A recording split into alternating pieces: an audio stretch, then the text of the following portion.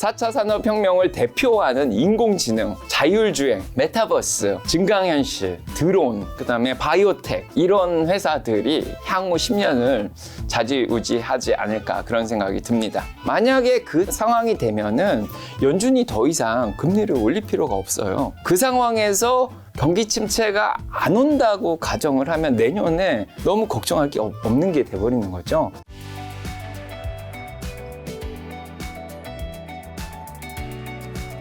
근데 교수님께서는 사실 지금 법대 교수님인 거잖아요. 네. 그렇죠. 어찌 보면 이제 금융과 어떻게 보면 무관한 일을 하고 계신데 네. 좀 어떤 계기로 주식 투자 좀 시작하게 된 거죠? 일단은 법이라는 게 사회를 규율하기 때문에 네. 법에도 국제경제법이 있고요. 경제법이 있고 거래법 등이 사업법 등이 있고 네. 세법도 있고 다양하게 금융과 이런 주식시장을 규율을 하고 있습니다. 그래서 저희 법대 교수들도 기본적으로 금융시장 돌아가는 것들은 잘 파악을 하고 있고요. 거기에다가 저 같은 경우에도 국제거래법을 가르치고 있기 때문에 이런 사업이나 사업이 돌아가는 현황 이런 것들을 뭐 계속해서 바라보고 있고요. 저희도 어카운팅, 회계나 파이낸스는 가르치고 있습니다. 네. 그래서 학생들이 M&A 같은 것도 회사에서 할 때는 기업 분석을 철저하게 해야 되기 때문에 제가 어카운팅을 이제 공부를 해야겠죠. 그래서 법대하고 저 이 주식 쪽하고 굉장히 밀접하게 관련이 되어 있습니다. 아니 그럼 근데 교수님은 교수님이 되고 난 다음에 주식 투자하셨던 건지 유학생활 언제부터 시작하셨죠?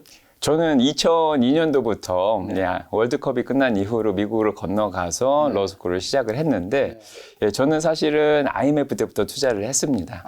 그래서 제가 외무고시 공부를 했기 때문에 경제학하고 국제경제학이나 이런 수업들을 계속해서 듣고 뭐 공부를 했기 때문에 대학교 4학년 때부터 주식 투자를 시작했고요. 그때가 마침 IMF 때였고 코스피가 300선까지 떨어졌을 때 그걸 그대로 맞으셨나요? 아니면 떨어지고 난 다음에 시작하셨던 거예요? 떨어지고 난 다음에 적절하게 현금을 들고 들어가서 많은 수익을 냈습니다. 그 이후로 어쨌든 수익을 또 보셨기 때문에 이제 주식 투자 본격적으로 시작하셨을 텐데 최근에 이제 시장 하락으로 많은 투자자분들 사실 좀 굉장히 힘들어하고 계시잖아요. 교수님께서는 무려 20년 이상 투자하면서 IMF, 뭐 닷컴 버블, 리먼 브로더스는 이제 금융위기 겪고 오시면서 유학생활 시작하실 때 기준 아마 말씀하신 것 같은데 빵원에서 시작하셔서 지금 이제 어느 정도 경제적 자유를 이루셔서 그만큼 좀 조언하실 부분이 있을 것 같은데 먼저 IT 버블 당시 교수님께서 계좌가 반토막 나는 경험하셨다고 말씀해 주셨는데 그때 교수님께서 주로 어떤 섹터 종목에 좀 투자하시고 어떻게 좀 대응하셨는지. 처음에 IMF가 터지자마자 들어갔을 때는 제가 투자하고 있던 신한증권의 주식을 사서 30배 정도 올랐어요. 30배. 그래서 수익을 많이 얻은 다음에 그 다음에 코스닥이 막 이렇게 떠오르고 있더라고요. 그쵸. 어느 정도 지나니까 뭐 새로운 기술부터 해서 다음 굉장히 많은 기업들이 떠올랐는데 저는 대양 ENC라는 MC 스퀘어 만들던 회사가 있어요. 제가 고시 공부할 때 많이 이용하던 회사라서. 이거 궁금한 건데 저 옛날에 MC 스퀘어 들을 때만 생각했던 게 이게 정말 도움이 되는 건가라는 의문이 있었는데 교수님 어쨌든 이제 공부로 그래도 로스쿨 교수님까지 되셨으니까 진짜 약간 이거 옛날 얘기니까 도움이 되는 게 맞나요? 도움 됩니다. 도움이 되는구나. 이게 백색 소음을 좀 전파를 해가지고 집중을 할 수 있게 굉장히 도움이 많이 되더라고요. 그래서 아무래도 장기 기억에 굉장히 도움을 많이 받은 것 같습니다. 다시 원래 하지로 돌아오겠습니다. 자, 그래서 신한증권으로 많이 수익을 냈는데 그 다음에 코스닥으로 넘어갔어요. 그래서 대양 ENC에 투자를 해서 한 3배 정도 수익을 또 얻었습니다. 그래서 수익을 많이 얻어서 굉장히 기뻤습니다.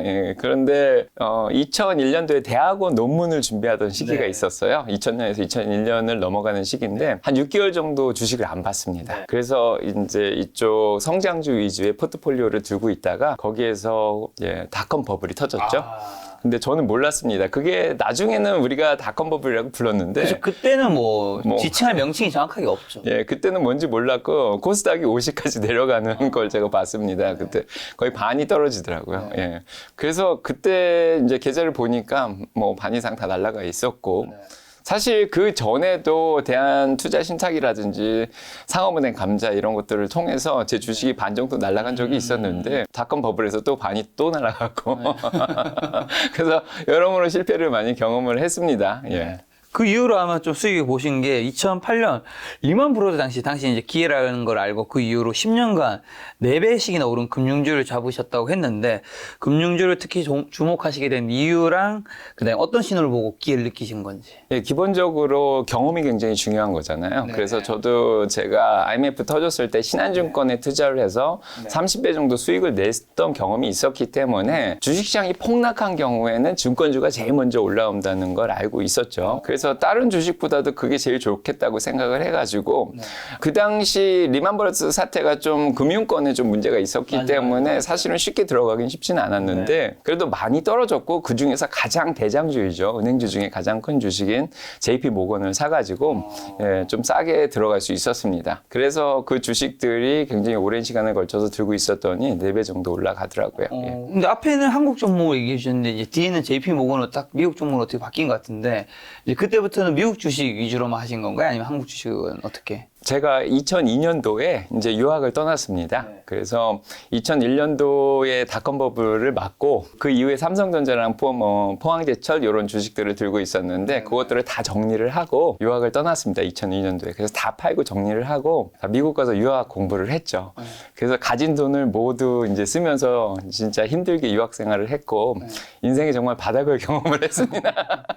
바닥이라면 좀 어떤? 정말 가난해지더라고요, 사람이. 예, 그러니까 3년 유학을 하니까 등록금도 다 쓰고 부모님이 보내주시는 생활비도 좀 한계가 있고 3년 정도 되니까 모든 돈이 다 떨어지고 한국에서는 어떻게 보면 좀 좋은 대학교를 나왔는데 고려대학교 졸업하셨죠? 예, 미국에 가니까 조금 뭐 좋긴 한데 그렇게 아이비리그 스쿨 그런 데는 그렇죠. 미국에 워낙 또 세계 랭킹에서 더 높으니까. 예, 그래서 그런 학교를 나오고 그러다 보니까 학벌도 조금 떨어지고 29살에 유학을 갔더니 영어도 잘 못하고 예, 거기다 돈도 떨어지고 삼재가 겹쳐서 인생에 정말 힘든 시기를 겪었고 거기에다가 이민 문제까지 생겨서 직장을 구했다가 또 잘려서 나오는 예, 그런 상황이 펼쳐졌었습니다. 야, 이 영상을 보고 많은 분들이 또 그런 댓글을 남기신 것 같아요. 그래도 당신은 유학이라도 갔으면 집안이 좀 좋았던 거 아니냐.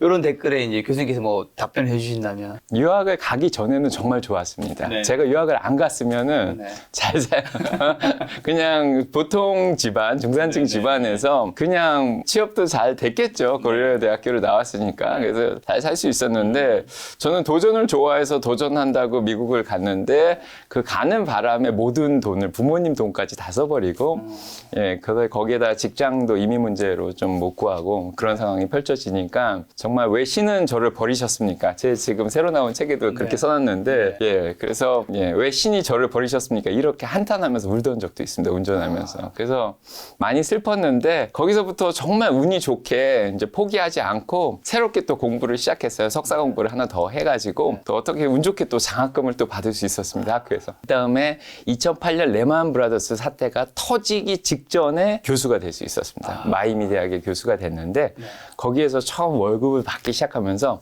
바닥에서 영원에서 시작을 한 거죠. 그렇게 해서 이제는 이제 종신 교수님이 되신 거잖아요. 네. 많은 분들이 종신 교수 들어가면 또 요거를 다른 정보로 뭐 그냥 오랫동안 언제까지 할 수 있는 교수로 알고 있는 분도 계실 것 같은데 정확하게 종신 교수가 미국에서는 어떤 걸 의미하는 거죠?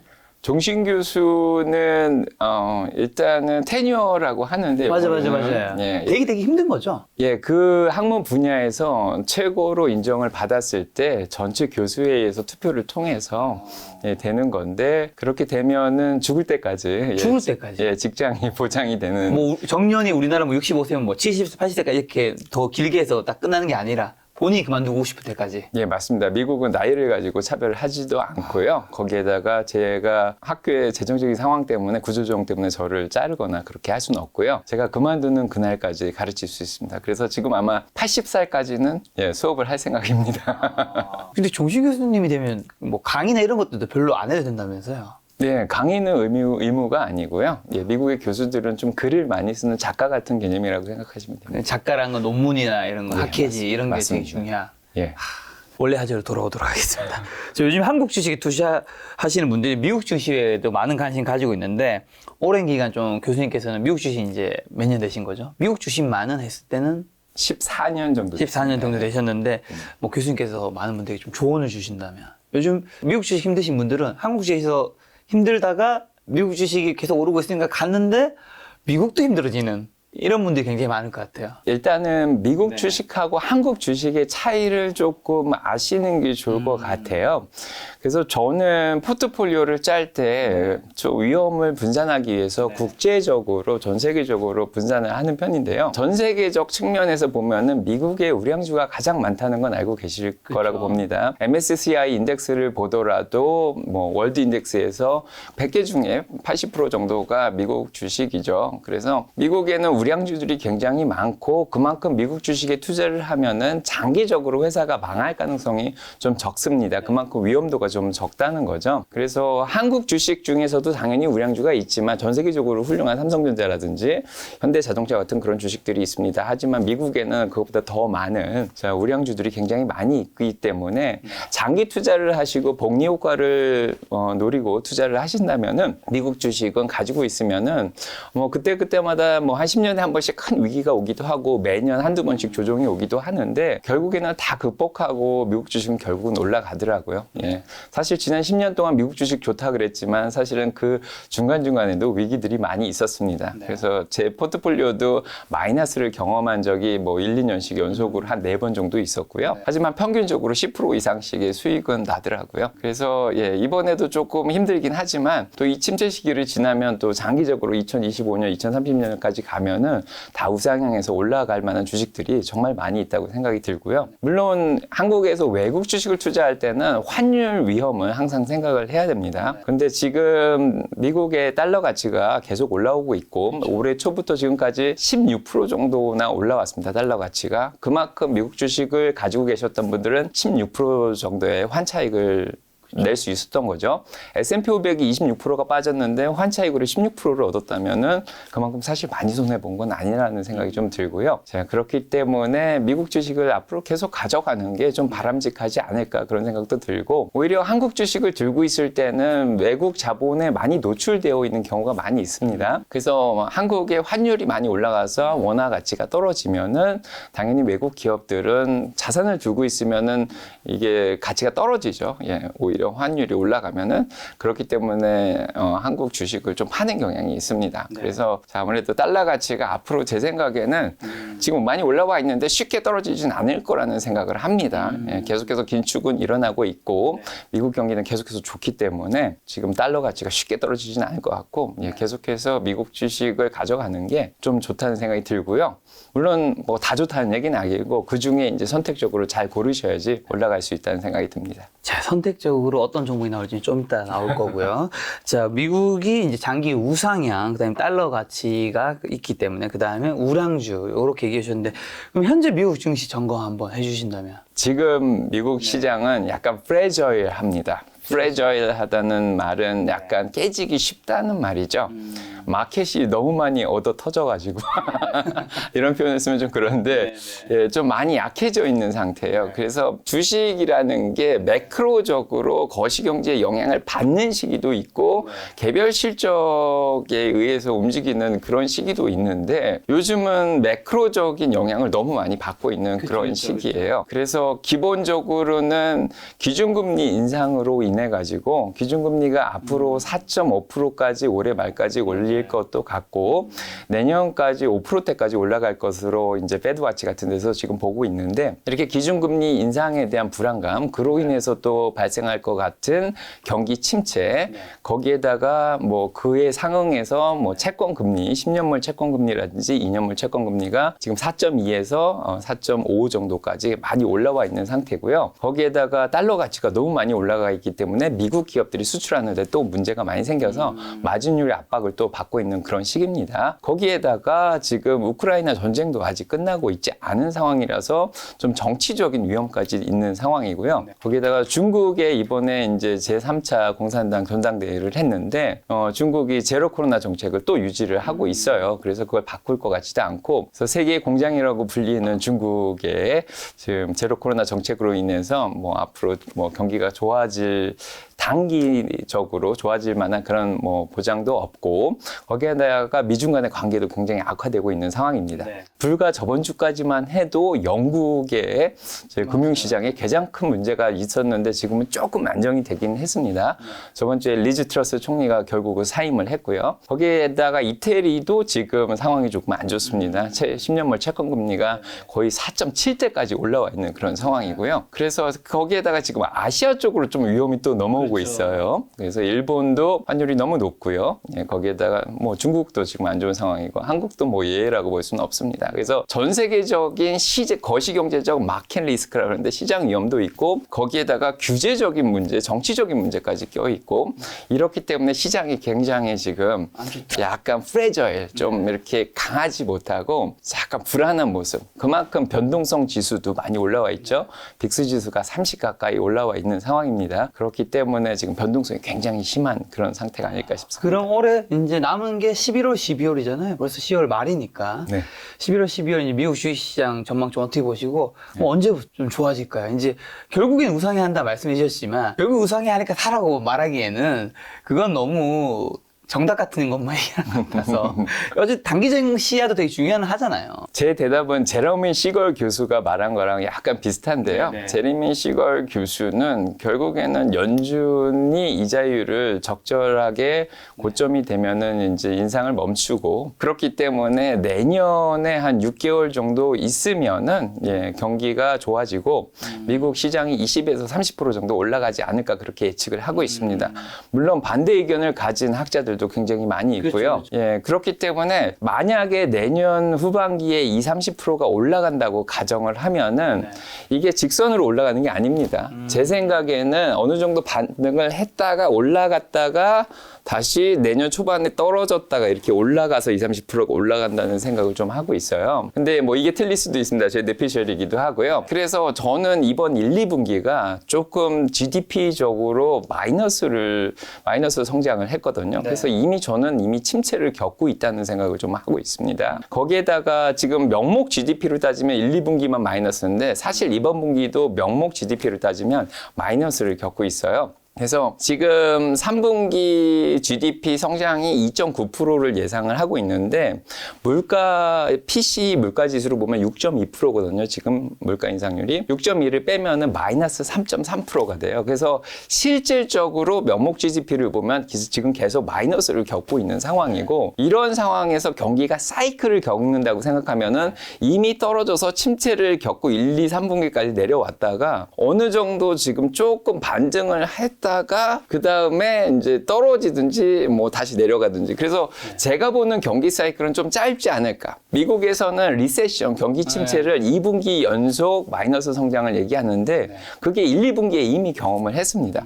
그래서 1, 2분기에 떨어졌다가 명목만 따졌으면 3, 4분기에 좀 올라왔다가 다시 내년 1, 2분기에 좀 내려갔다가 다시 3, 4분기에 올라가고 이런 식으로 예, 좀 이렇게 물결을 그리면서 움직이지 않을까 그런 생각이 좀 듭니다. 예, 그래서 제 뇌피셜이긴 한데 이번에 어느 정도 바닥을 겪었다는 생각을 좀 해요. 어느 정도 바닥은 다졌다. 예, 그래서 S&P 500의 3,590, 3,600 선이 어느 정도 유지가 됐습니다. 그게 지난 6월달 저점이거든요. 그래서 이번에 9월 말이라든지 10월에 걸쳐서 그 6월달 저점을 3번을 찍었습니다.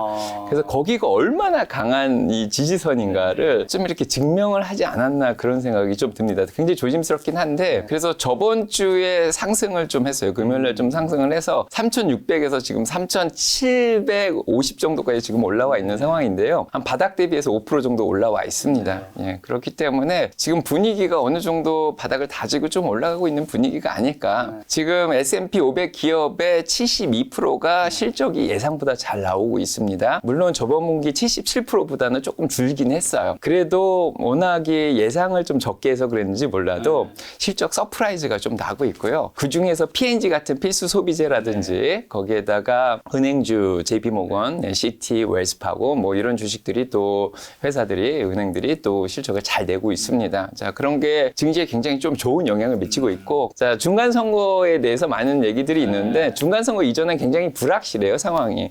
근데 약간 지금 불확실한 그 상황이 11월 8일이 지나면서 조금 확실한 상황으로 좀 변해가고, 거기에다가 홀리데이 시즌이죠. 11월 말에 블랙 프라이데이라든지 그다음에 크리스마스 시즌이 지나면서 소비가 좀 살아나고 그러면서 조금 좋아지지 않을까. 그러면 깜짝 반등이 조금 나오고 그때 저희가 열매를 딸 수 있는 이게 제 용어인데요. 저 뭐 본인 포트폴리오의 30%에서 50% 정도 뭐 익절을 하든 손절을 하든 좀 이렇게 현금화하는 거를 제가 열매 딴다 그러는데, 그렇게 열매 딸 수 있는 기회를 주지 않을까 그런 생각이 좀 들고. 교수님 말씀은 지금 뭐 이제 굉장히 많이 떨어진 상황이고 바닥을 다졌으니까 그럼 지금 사도 좀 된다라는 타이밍으로 보시는 것 같네요. 예, 저는 항상 강조하는 게 분할 매수를 강조를 하고 있습니다. 예, 그래서 저는 타이밍을 웬만하면 안 재려고 노력을 해요. 그래서 이렇게 저는 가치 투자자고 그다음에 성장 투자도 하고 있고 적립식으로 투자를 하고 있는데, 현금이 있는 경우에는 적정 주가보다 많이 떨어진 그런 상황이면은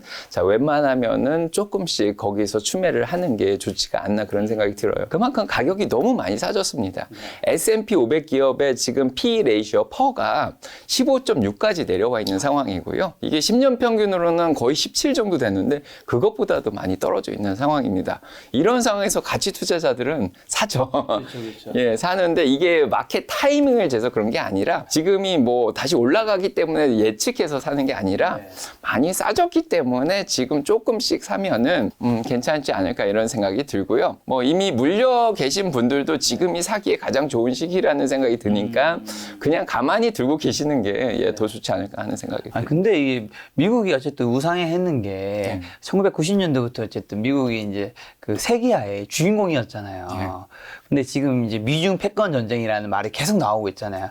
사실 1등과 2등이 격차가 완전 비교도 안 되면 패권 전쟁이라는 말은 나올 수가 없는 거잖아요. 지금은 안 되지만 이제 언젠가 이게 바뀔 수도 있으니까 요즘 제 생각에 그런 키워드들이 점차 등장하는 것 같은데, 그리고 요즘엔 또 점차 탈세계화 같은 키워드들이 점차 나오면서 어떻게 보면 이제 탈세계화라는 건 경제적으로 봤을 때 제가 생각했을 때 효율성이 굉장히 떨어지는 부분일 것 같은데, 미국의 우상향이 앞으로도 계속 잘 될 수 있을지 어떻게 생각하세요? 교수님 특히나 또 미국에 계시니까. 저는 제 학생들한테 이럴 때 참 좋은 질문입니다. 에이플. 네, 그만큼 저한테 난처한 질문이기도 한데, 미국에서는 이번에 10월 12일 정도에 전략 보고서를 내서 이 탈세계화 가운데 미국의 전략적인 패권 1위를 어떻게 유지해 나갈지에 대한 그런 보고서가 나왔어요. 그렇기 때문에 그 가운데 가장 견제하는 나라가 중국입니다. 그렇죠.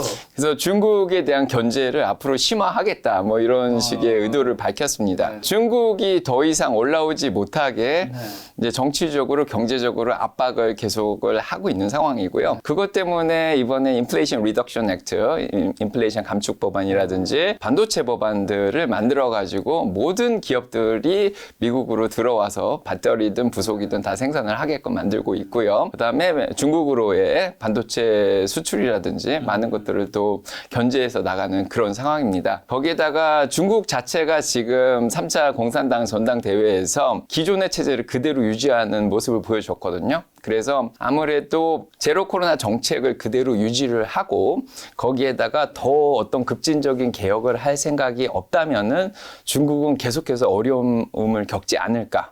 제 의견이 아니라 많은 애널리스트들이 그런 식으로 얘기를 하고 있습니다. 그래서 아무래도 중국은 단기적으로는 미국의 압박과 그다음에 내부적인 제로 코로나 정책과 어떤 뭐 부동산 문제라든지 다양한 문제들로 인해서 굉장히 힘든 시기를 단기적으로 뭐 3년에서 5년 정도 겪을 것 같고요. 그거를 자체적인 힘으로 만약에 모든 것들을 이겨나간다면 장기적으로 중국이 성장을 할 수 있는데 그 사이에 미국이 얼마나 견제를 해 나갈지 그게 좀 계속 지켜봐야 되는 상황이 아닐까 싶습니다. 지금 우리가 하락장을 맞은 지 좀 됐잖아요. 교수님은 이 하락장 좀 어떻게 대응하셨는지 저는 좀 궁금하고요. 이런 하락장에서 우리 개인 투자자분들 좀 어떻게 투자해야 될까요? 이번 하락장을 기회라고 보시는 분들도 있고요. 네. 이번 하락장을 참 힘들다고 보시는 분들도 있는데 예, 저는 저희 마을 주민분들한테 묻어놓으라는 말을 많이 쓰는데 뭐 테슬라는 묻어나 덮어 공구리 뭐 이런 노래도 만들었는데 네네. 그래서 덮어서 네, 흙으로 덮고 그다음에 콘크리트를 묻어가지고 절대 못 파게끔 예, 그렇게 하면은 장기적으로 나중에 몇 년 있다가 꺼내 보면요, 야 이제 잘 익어 있을 거라는 얘기를 하고 있는데 뭐 이거는 어떻게 보면 농담이라고도 할 수 있는데 뭐 이런 시기가 어떤 분들한테 굉장히 고통스러울 수가 있어요. 왜냐하면은 이게 제가 이제 투자 자문 공부도 했습니다. 그래서 시리즈 65라고 65 시험도 준비했고 투자 자문에 대해서 얘기를 하는데 앞으로 은퇴 시기가 몇 년이 남았냐가 굉장히 중요합니다. 그래서 앞으로의 은퇴 시기가 5년 정도 남으신 분들은 확실한 투자를 하는 게 좋죠. 근데 은퇴 시기가 10년 이상 남으신 분들은 지금 성장주를 투자하는 게 오히려 맞다는 생각이 좀 앞서 확실한 좀 들습니다. 안전한 투자 말씀하신 거겠죠? 예, 그래서 안전자산과 위험자산이 있는데 보통 안전자산 위주로 은퇴 시기가 짧은 분들은 안전자산 위주로 가져가는 게 좋고요. 채권이 요즘 굉장히 불안정하긴 하지만 그래도 3개월짜리 이내로 사시면은 요즘은 금리가 너무 좋기 때문에 정말 4% 이상, 4.5%까지 수익을 낼 수 있는 그런 상황입니다. 그래서 단기 채권을 사든지 아니면 현금을 가지고 있든지 아니면 정말 훌륭한 가치 우량주를 가지고 가든지 이런 식으로 가져가시면 5년 있다가 확실하게 수익을 내실 수 있고요. 1년에 15%까지는 안 되지만 그래도 2배 가까이 수익을 내실 수 있을 것 같고 자, 오히려 성장주 위주로 많이 떨어진 성장주를 주기에 정말 좋은 기회라는 생각이 드는데 앞으로 은퇴가 10년 이상 20년까지 남으신 분들은 이렇게 가치가 많이 떨어져 있을 때 사시면은 나중에 은퇴하실 때 정말 크게 부자가 돼 있을 거라는 생각이 듭니다. 예, 그래서 텐베거가 되시려면 지금이 기회가 아닐까 싶고요. 다시 오는 기회 미국 주식이 답이다. 자, 여기서 미래의 성장 기업들을 잘 소개를 제가 해놨습니다. 그럼 현재 교수님께서 관심 가지고 계신 투자 섹터는 좀 어떤 분야이고 그러한 뷰 가지고 계신 이유 요거부터 한번 질문 드려볼게요. 저 일단은 제가 2015년에 보스턴에서 살았고요. 2011년부터 살았는데 2015년에 제가 텍스포라는 그런 박람회를 간 적이 있습니다. 저희 학교에서 주최를 했었는데 놀시스턴 법대죠. 그런데 그 학교에서 주최한 텍스포를 갔을 때 제가 충격을 받은 게 증강현실 안경을 껴봤는데 안경을 꼈는데 화면이 앞에 뜨는 거예요. 저는 이런 걸 본 적이 없습니다. 근데 화면이 떴는데 그냥 단지 디스플레이만 되면 상관이 없는데 제가 그거를 넘길 수가 있고 이렇게 뭐 눌렀더니 클릭이 되면서 다음 화면으로 넘어가더라고요. 그걸 보고 저는 충격을 받은 적이 있습니다. 그때 구글 글라스가 증강현실 쪽에 실험을 했다가 좀 실패를 했거든요. 그런데 그거를 소문으로만 들었지 실제 껴본 적도 없었고 오히려 이런 제가 직접 경험을 해서 그 회사의 그 제품을 써봤는데 너무 놀랍다는 생각이 좀 들었습니다. 그래서 2015년이 지금으로부터 7년 전인데 그때 이미 개발이 되면서 지금까지 왔고 지금은 실용화가 돼서 많은 기업들이 증강현실 기계를 내놓고 있습니다. 저희가 요즘 메타버스 세계도 많은 얘기를 하고 있고 증강현실도 얘기를 했는데 증강현실은 정말 현실 세계에 저희가 식탁에 앉아 있으면은 인도에 있는 사람이 오른쪽 식탁에서 보이고 제 식탁에서 뭐 캐나다에 있는 사람이 왼쪽에 보이고 이런 식으로 해서 대화도 가능하고 같이 수술도 경험을 할 수 있는 그런 세계가 왔습니다. 닷컴 버블 시대랑 지금이 많이 틀린 게 닷컴 버블 시대에는 인터넷 기업들이 수익이 없었어요. 그때는 아이디어하고 비전만 있었지 수익이 안 났기 때문에 그런 기업들이 너무 많이 올라왔기 때문에 그 거품이 터지듯이 터진 거고 지금의 세상은 그때 세계랑은 많이 틀립니다. 그래서 지금은 이미 2010년대 초반 테슬라 같은 경우에는 이미 2000년대부터 뭐 기술을 개발하고 있었고 그러한 것들이 어느 정도 무르익기 지금 시작했고 수익을 플러스로 내는 기업들이 많이 나오고 있습니다. 뭐 그중에 빅텍이 일단 우선적이죠. 애플, 마이크로소프트, 아마존, 뭐 테슬라부터 해가지고 다양한 빅텍 그룹들이 지금 수익을 내고 있는 그런 기업이어서 닷컴 시대 때랑은 지금 상황이 많이 틀리고요. 이번 코로나로 인해 가지고 사람들이 새로운 기술을 많이 또 경험을 했습니다. 집에 있으면서 메타버스 세계도 경험을 하고 새로운 기술들 뭐 줌 같은 걸로 화상 채팅도 해보고 그다음에 뭐 로봇들도 뭐 많이 경험을 해보고 뭐 그렇게 했을 거예요. 그래서 그런 4차 산업혁명의 시대가 이미 도래했고 그거를 경험을 했고 지금은 잠시 2020년에 조금 이렇게 과열이 됐던 분위기가 이제 양적 완화를 통해서 과열됐던 분위기가 지금 조금 빠지고 있는 그런 상황인데, 자, 지금 이 시기에 주가가 다시 좋아지고 있죠. 예, 아까도 말씀드렸지만 S&P 500의 퍼가 15.6까지 떨어져 있는 상황입니다. 많은 빅텍 기업들의 퍼도 굉장히 지금 많이 낮아져 있고요. 그래서 지금 쌀 때 많이들 사 놓으시면은 앞으로 2015년부터 개발됐다고 해도 2025년이면 10년입니다. 10년이면 진짜 강산도 변한다고 하는데, 많은 기업들이 수익이 플러스로 전환을 하면서 새로운 기업들이 막 나오기 시작할 거라고 보고요. 2030년에는 더 많은 기업들이 나올 거라고 생각을 하는데, 그래서 4차 산업혁명을 이제 답을 지금 드려서 죄송한데, 4차 산업혁명을 대표하는 인공지능, 자율주행, 메타버스, 증강현실, 드론, 그다음에 바이오텍, 이런 회사들이 앞으로 향후 10년을 좌지우지하지 않을까, 그런 생각이 듭니다. 인공지능, 자율주행, 메타버스, 드론, 바이오텍 한 개 뭐였죠? 굉장히 여러 개가 있는데요. 뭐 우주 산업까지도 들어갈 수 있고요. 제 책에서 굉장히 자세히 적어놨고요. 자, 그래서 저는 인공지능, 전기차와 자율주행, 클라우드 플랫폼, 증강현실, 메타버스, 반도체, 로봇, 바이오테크, 드론, 우주 산업, 여기에 대해서 4차 산업혁명에 대해서 소개를 했습니다. 자, 지금 10가지 정도 말씀해 주신 것 같은데, 그러면 해당 이제 카테고리별로 좀 좋게 보시는 기업들도 있으실 것 같아요. 또 워낙 뭐 글로벌 기업이니까요, 다들. 언급이 가능할까요? 제 책에서 제가 25개 기업을 소개를 했습니다. 과거에 제가 유학 생활을 하면서 겪었던 그런 기업들도 소개를 했고요. 현재 제가 코로나 때부터 겪었던 새로운 이커머스라든지 그런 기업들도 소개를 했고요. 앞으로 향후 미래의 전망이 좋은 기업들도 소개를 해서 25개 기업을 소개를 했는데, 이 책의 묘미가 뭐냐면 이 25개 기업을 다 가져가시면 정말 완벽한 포트폴리오가 되지 않을까 합니다. 그래서 가치주와 성장주로 제가 어느 한 기업에 몰빵을 하지 말고 이런 다양한 주식들을 다 가져가시면 좋지 않을까 해서 그 기업들을 소개를 했고요. 뭐 일단은 4차 산업혁명의 대표적인 전기차 기업이라 그러면 테슬라를 빼놓을 수가 없겠죠. 그래서 인공지능과 자율주행, 로봇, 거기에다가 대체 에너지까지 모든 것을 포함할 수 있는 좋은 기업으로 테슬라를 뽑을 수가 있겠고요. 그 외에도 빅텍, 마이크로소프트라든지 애플, 뭐 아마존, 이런 것들은 더 들어가야 된다는 생각이 듭니다. 또 그 외에는요? 그 외에는 이제 증강현실의 대표적인 기업들이 있는데, 이제 단기적으로는 빛을 보기는 쉽진 않을 것 같고요. 그래서 뭐 메타라든지 비직스가 지금 가상현실하고 메타버스 쪽으로 조금 굉장히 열심히 하고 있는 그런 상황입니다. 그래서 블레이드 2라는 이 안경을 이번에 새롭게 출시한 비직스는 이제는 조금 안드로이드 플랫폼을 좀 써가지고 지금 더 선명하게 앞에다가 뭐 제가 알기로는 4K가 지금 구현이 되고 있다고 생각이 들고요. 실제로 산업 분야에서 지금 더 많이 쓰이고 있습니다. 지금 저희 소비자들은 많이 쓰고 있지 않은데, 기본 공장이나 물류센터 같은 데서 이 블레이드 2를 끼면은 앞에 이제 시리얼 넘버가 딱 들어가면 이 제품이 뭐를 들고 있고 뭐 무게가 얼마고 뭐 어디서 운송이 되었고 이런 정보가 바로 뜨기 때문에 이렇게 짐을 옮기거나 이렇게 물류를 이렇게 정리할 때 바로바로 보이기 때문에 굉장히 유용하게 쓰이고 있다고 들었어요. 그리고 전봇대 같은 데 특히 올라가면은, 전봇대 올라가면은 손 쓰기가 되게 힘들죠.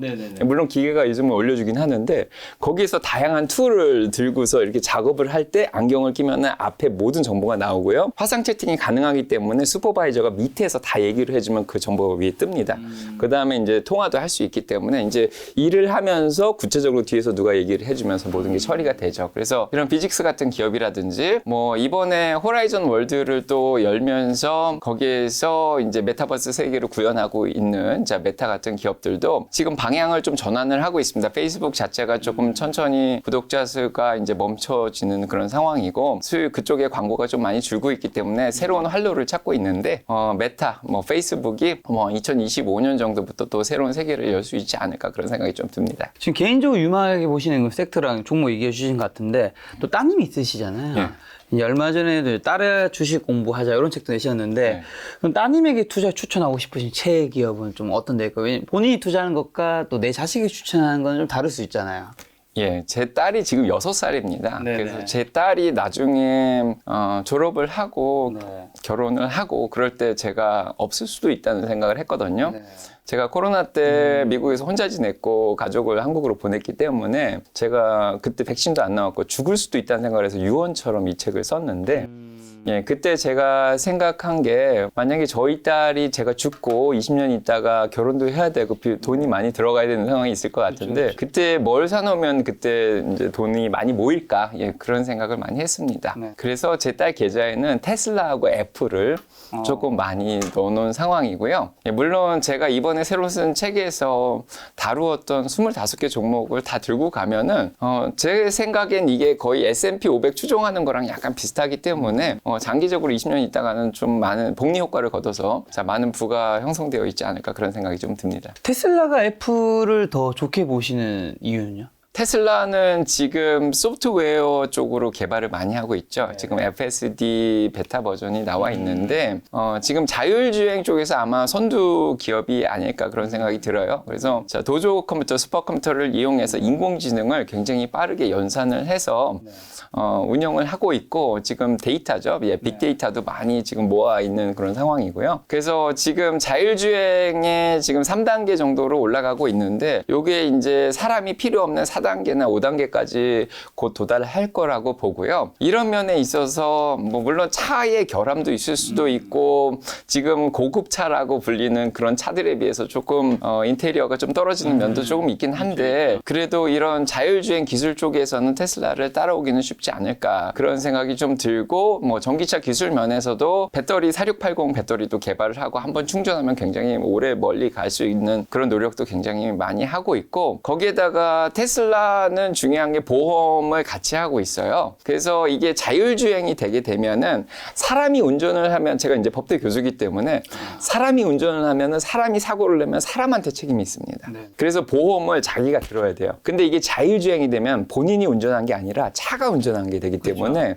이 차가 사고가 나면은 회사에서 그 책임을 져야 되는 상황이 옵니다. 그래서 그거를 다 생각을 해가지고 보험회사를 만들어가지고 향후 있을 약간 법적인 문제까지도 다 생각을 했단 면에서 지금 아마 자율주행 쪽에서는 가장 앞서가고 있는 기업이 실제로 아닐까. 자율주행이 이제 완전 언젠가 대중화 될 거잖아요. 예. 몇십 년 뒤에는. 예. 그때 진짜 보험이랑 그거는 어떤 그림으로 갈 수밖에 없는 건가요? 법적으로. 테슬라가 생각한 그림으로 갈 수밖에 없는 건가요? 예, 맞습니다. 그래서 보험회사 측에서는 일단은 매니팩처죠. 제조업자 보험을 만들어야 되는데 지금 제조업자 보험이 워런티 정도밖에 없는데 나중에는 많은 운전자들이 사고를 냈을 때 그 자율주행을 담당했던 차에 그 회사들이 좀 책임을 져야 되는 그런 상황이 오기 때문에 기본적으로 트롤리 문제라는 게 있습니다. 뭐 기차를 몰고 가는데 왼쪽에서는 5명이 작업을 하고 있고 오른쪽에서는 3명이 작업을 하고 있는데 그 이렇게 레버를 선로를 바꿀 수 있는 사람이 고민을 하게 됩니다. 아, 약간 마이크 샌들의 정의란 무엇인가가 생각나는 느낌이 드네요. 이 트롤리 문제는 굉장히 유명한 문제인데 그래서 왼쪽으로 가서 5명을 죽일까 오른쪽으로 가서 3명을 죽일까 예, 이런 문제가 생기고 자율주행을 하다 보면은 길을 건너고 있는 아이를 쳐야 되는 상황도 있고 이게 차가 결함이 생기면 아이를 쳐야 되는 상황도 있고 보도로 갔는데 노인이 이제 걸어가고 있습니다. 그래서 아이를 칠 건가 노인을 칠 건가 도덕적인 문제가 생기죠. 거기에서 자동차를 운영하는 사람이 인공지능으로 프로그램을 넣어줘야 됩니다. 이 경우에는 할머니를 쳐라. 왜냐하면은 뭐 이런 말 하기 조심스럽긴 한데 앞으로의 다음 세대를 보호해야 되지 않겠냐. 이런 도덕적인 가치관을 심어줘야 되는데 이거를 제조업자가 넣을 수밖에 없거든요. 그래서 만약에 할머님이 돌아가시면은 할머님의 이제 뭐 나 다른 상속자들이 이제 소송을 걸 텐데 거기에 대해서 이제 미국은 이런 경우에 또 굉장히 소송비가 굉장히 많이 들고 뭐 징벌적인 배상까지 해야 되는 그런 상황도 오기 때문에 보험회사가 굉장히 중요해지는 그런 상황이죠. 그래서 테슬라가 이런 걸 다 염두에 두고 보험회사까지 운영하면서 이 보험회사에서 운영하는 그 현금을 가지고 또 투자도 할 수 있고 워런 버핏처럼 지금 보험회사까지 자율주행이랑 연결해서 생각하고 있는 기업은 많지 않은 건가요? 그렇죠. 예. 지금은 자율주행을 담당하고 있는 회사가 별로 없죠. 그래서 테슬라를 묻어도 공구리체라고 얘기하신. 하지만 또 테슬라, 뭐 엔비디아, 뭐 엠페이지 에너지 같은 종목들이 고평가 논란을 뒤따르고 있는데 교수님 생각하신 적정 밸류에이션에 대한 평가 방법. 그러니까 테슬라 자율주행에서 1등 할 거라는 거에 아무도 이제 의심을 크게 하시진 않을 것 같아요. 네. 애플도 마찬가지 여러 가지. 근데 과연 그 가격이 적당하냐라는 질문에는 참 의견이 다른 것 같거든요. 예, 제 생각에는 테슬라는 일단은 성장을 잘하는 기업입니다. 네. 그리고 엔비디아라든지 테슬라는 성장주라는 타이틀이 붙어 있어요. 성장주 투자를 하실 때는 기존의 가치 투자 방식과는 약간은 밸류에이션 책정에 조금 다른 면을 다른 방식을 사용을 합니다. 그래서 P 레이시오 퍼를 보기보다는 PEG를 보통 많이 보는 편이고요.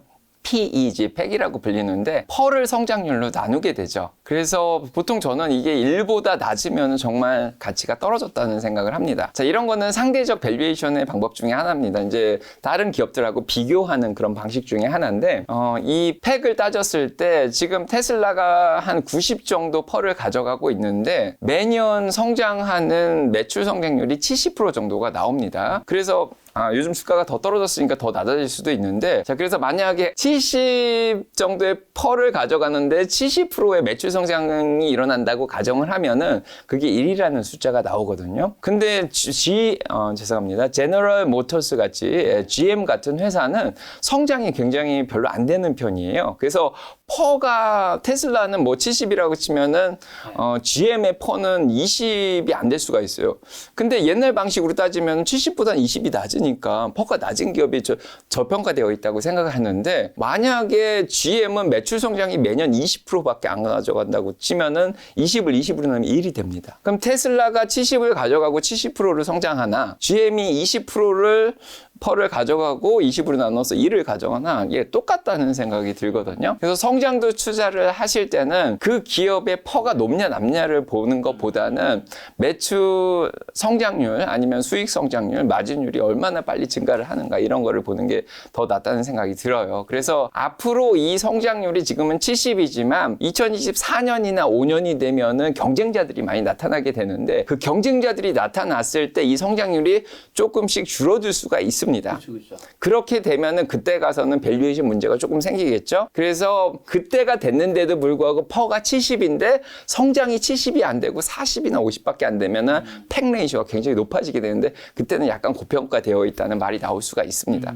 근데 지금 상황으로 볼 때는 객관적으로 보면은 성장률로 나누면은 팩이 한 1 정도밖에 안 나오기 때문에 고평가되어 있다는 생각은 안 들고요. 오히려 그냥 적정한 가치가 아닐까 이런 생각이 좀 듭니다. 그래서 만약에 이제 이런 방식이 싫다면은 절대적인 밸류에이션 방법을 쓰기도 하는데 DCF 방식이라고 하죠. 예, 디스카운티드 캐시플로우 방식을 써서 테슬라가 앞으로 5년 동안 매년 얼마의 수익을 낼지, 자동차를 몇 대를 팔지, 차량 인도를 얼마를 할지, 뭐 비용을 빼고 그런 것들을 계산해서 그것을 외기라고 WACC라 그러는데, 그거를 현재 가치로 환산을 해서 적정 주가를 매길 수도 있습니다. 근데 이것 또한 앞으로의 수익을 좀 주관적으로 바라봐야 되는 면이 있어서 조금 뭐 변동성이 좀 있을 수 있습니다. 그래서 이렇게 팩으로 보든지 DCF 방식으로 보든지 테슬라의 적정 주가가 제 생각에는 지금이 굉장히 적절하다는 생각이 들고요. 뭐 지금부터 조금씩 줍줍을 하시면은 나중에 2024년, 2055년 되면은 크게 뭐 많이 성장해 있을 거라는 생각이 들고요. 거기에다가 하나 더 얘기를 들면 전체 유효 시장을 보셔야 됩니다. 아무리 테슬라가 경쟁자가 나타나서 테슬라가 차지하는 그 비중이 조금씩 마켓 쉐어가 줄어든다고 해도 전체 시장이 마켓이 커져버리면은 쉐어가 작아져도 여전히 수익을 많이 낼 수 있거든요. 근데 지금 전기차 시장이 굉장히 빠르게 증가를 하고 있고 내연기관차 시장은 점점 안 좋아지고 있는 그런 상황입니다. 그래서 지금 전기차 시장은 중국 같은 경우에는 마켓에서 차지하는 비중이 20% 정도 되고, 그 다음에 유럽은 10%가 넘어가고 있고요. 미국도 얼마 전까지는 4%였는데 지금 5%가 넘어갔습니다. 자, 그래서 뭐 러브 디비전 오브 이노베이션, 혁신 전파의 원칙 이런 얘기들을 하는데, 정말 16%의 얼리 어답터라고 그러죠. 초기 채택자들에서 얼리 머저러티 35%로 넘어가는 그 사이에 커다란 계곡이 있는데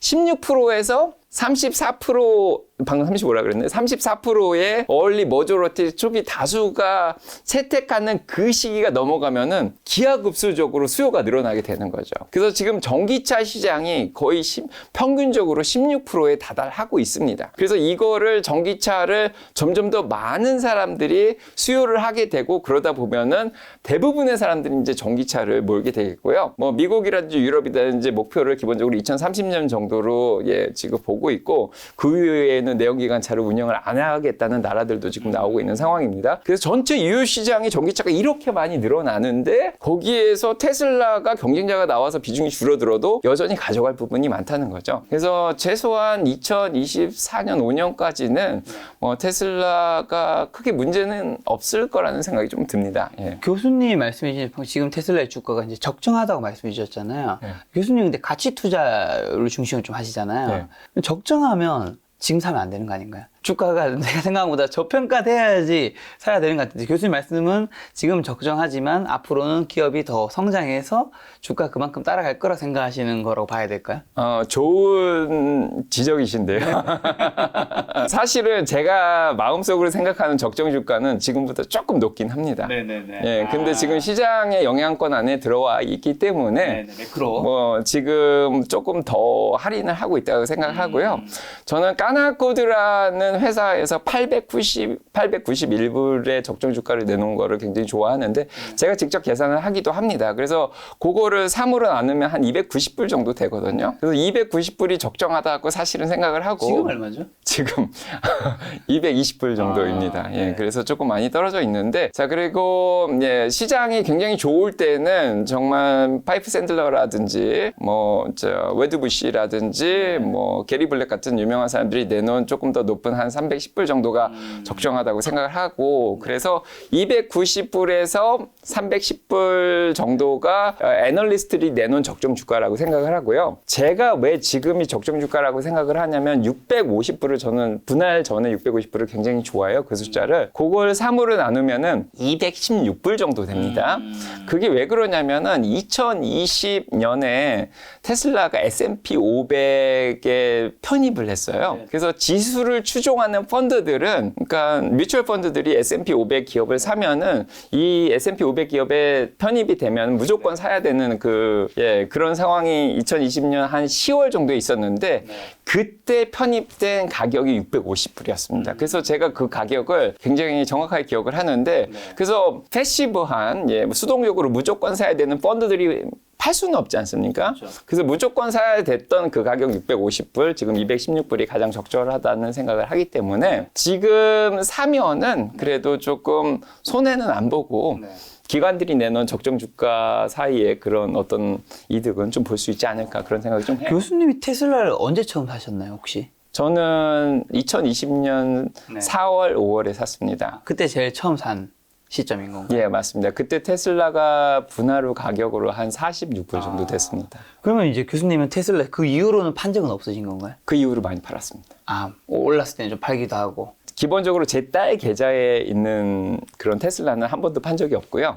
어차피 딸은 나중에 찾을 거니까. 근데 제가 은퇴자금 펀드하고 제 생활비에서 조금 절약을 해서 이제 투자하는 그런 계좌가 있는데 제가 생활비에서 빼서 투자하는 계좌는 좀 적극적으로 하고 있습니다. 성장주 위주로 투자를 하고 있는데 자 거기서 좀 공격적으로 투자하는 테슬라는 조금 많이 올라가면은 적정 주가보다 이제 가치 투자자들은 적정 주가보다 많이 올라가면은 열매를 좀 따거든요. 테슬라가 1100불 정도 올라갔을 때 열매를 좀 땄고요.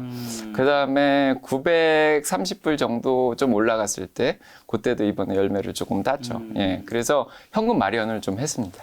그 파트에서 질문 드릴 게 이제 수익 실현과 손실 방어라는 책의 파트가 있던데 자 언제 이제 어쨌든 열매를 따고 이제 이익을 실현해야 되는지. 이 방법은 전술적 자산 배분과 굉장히 관련이 있습니다. Tactical Asset Allocation이라는 개념인데요.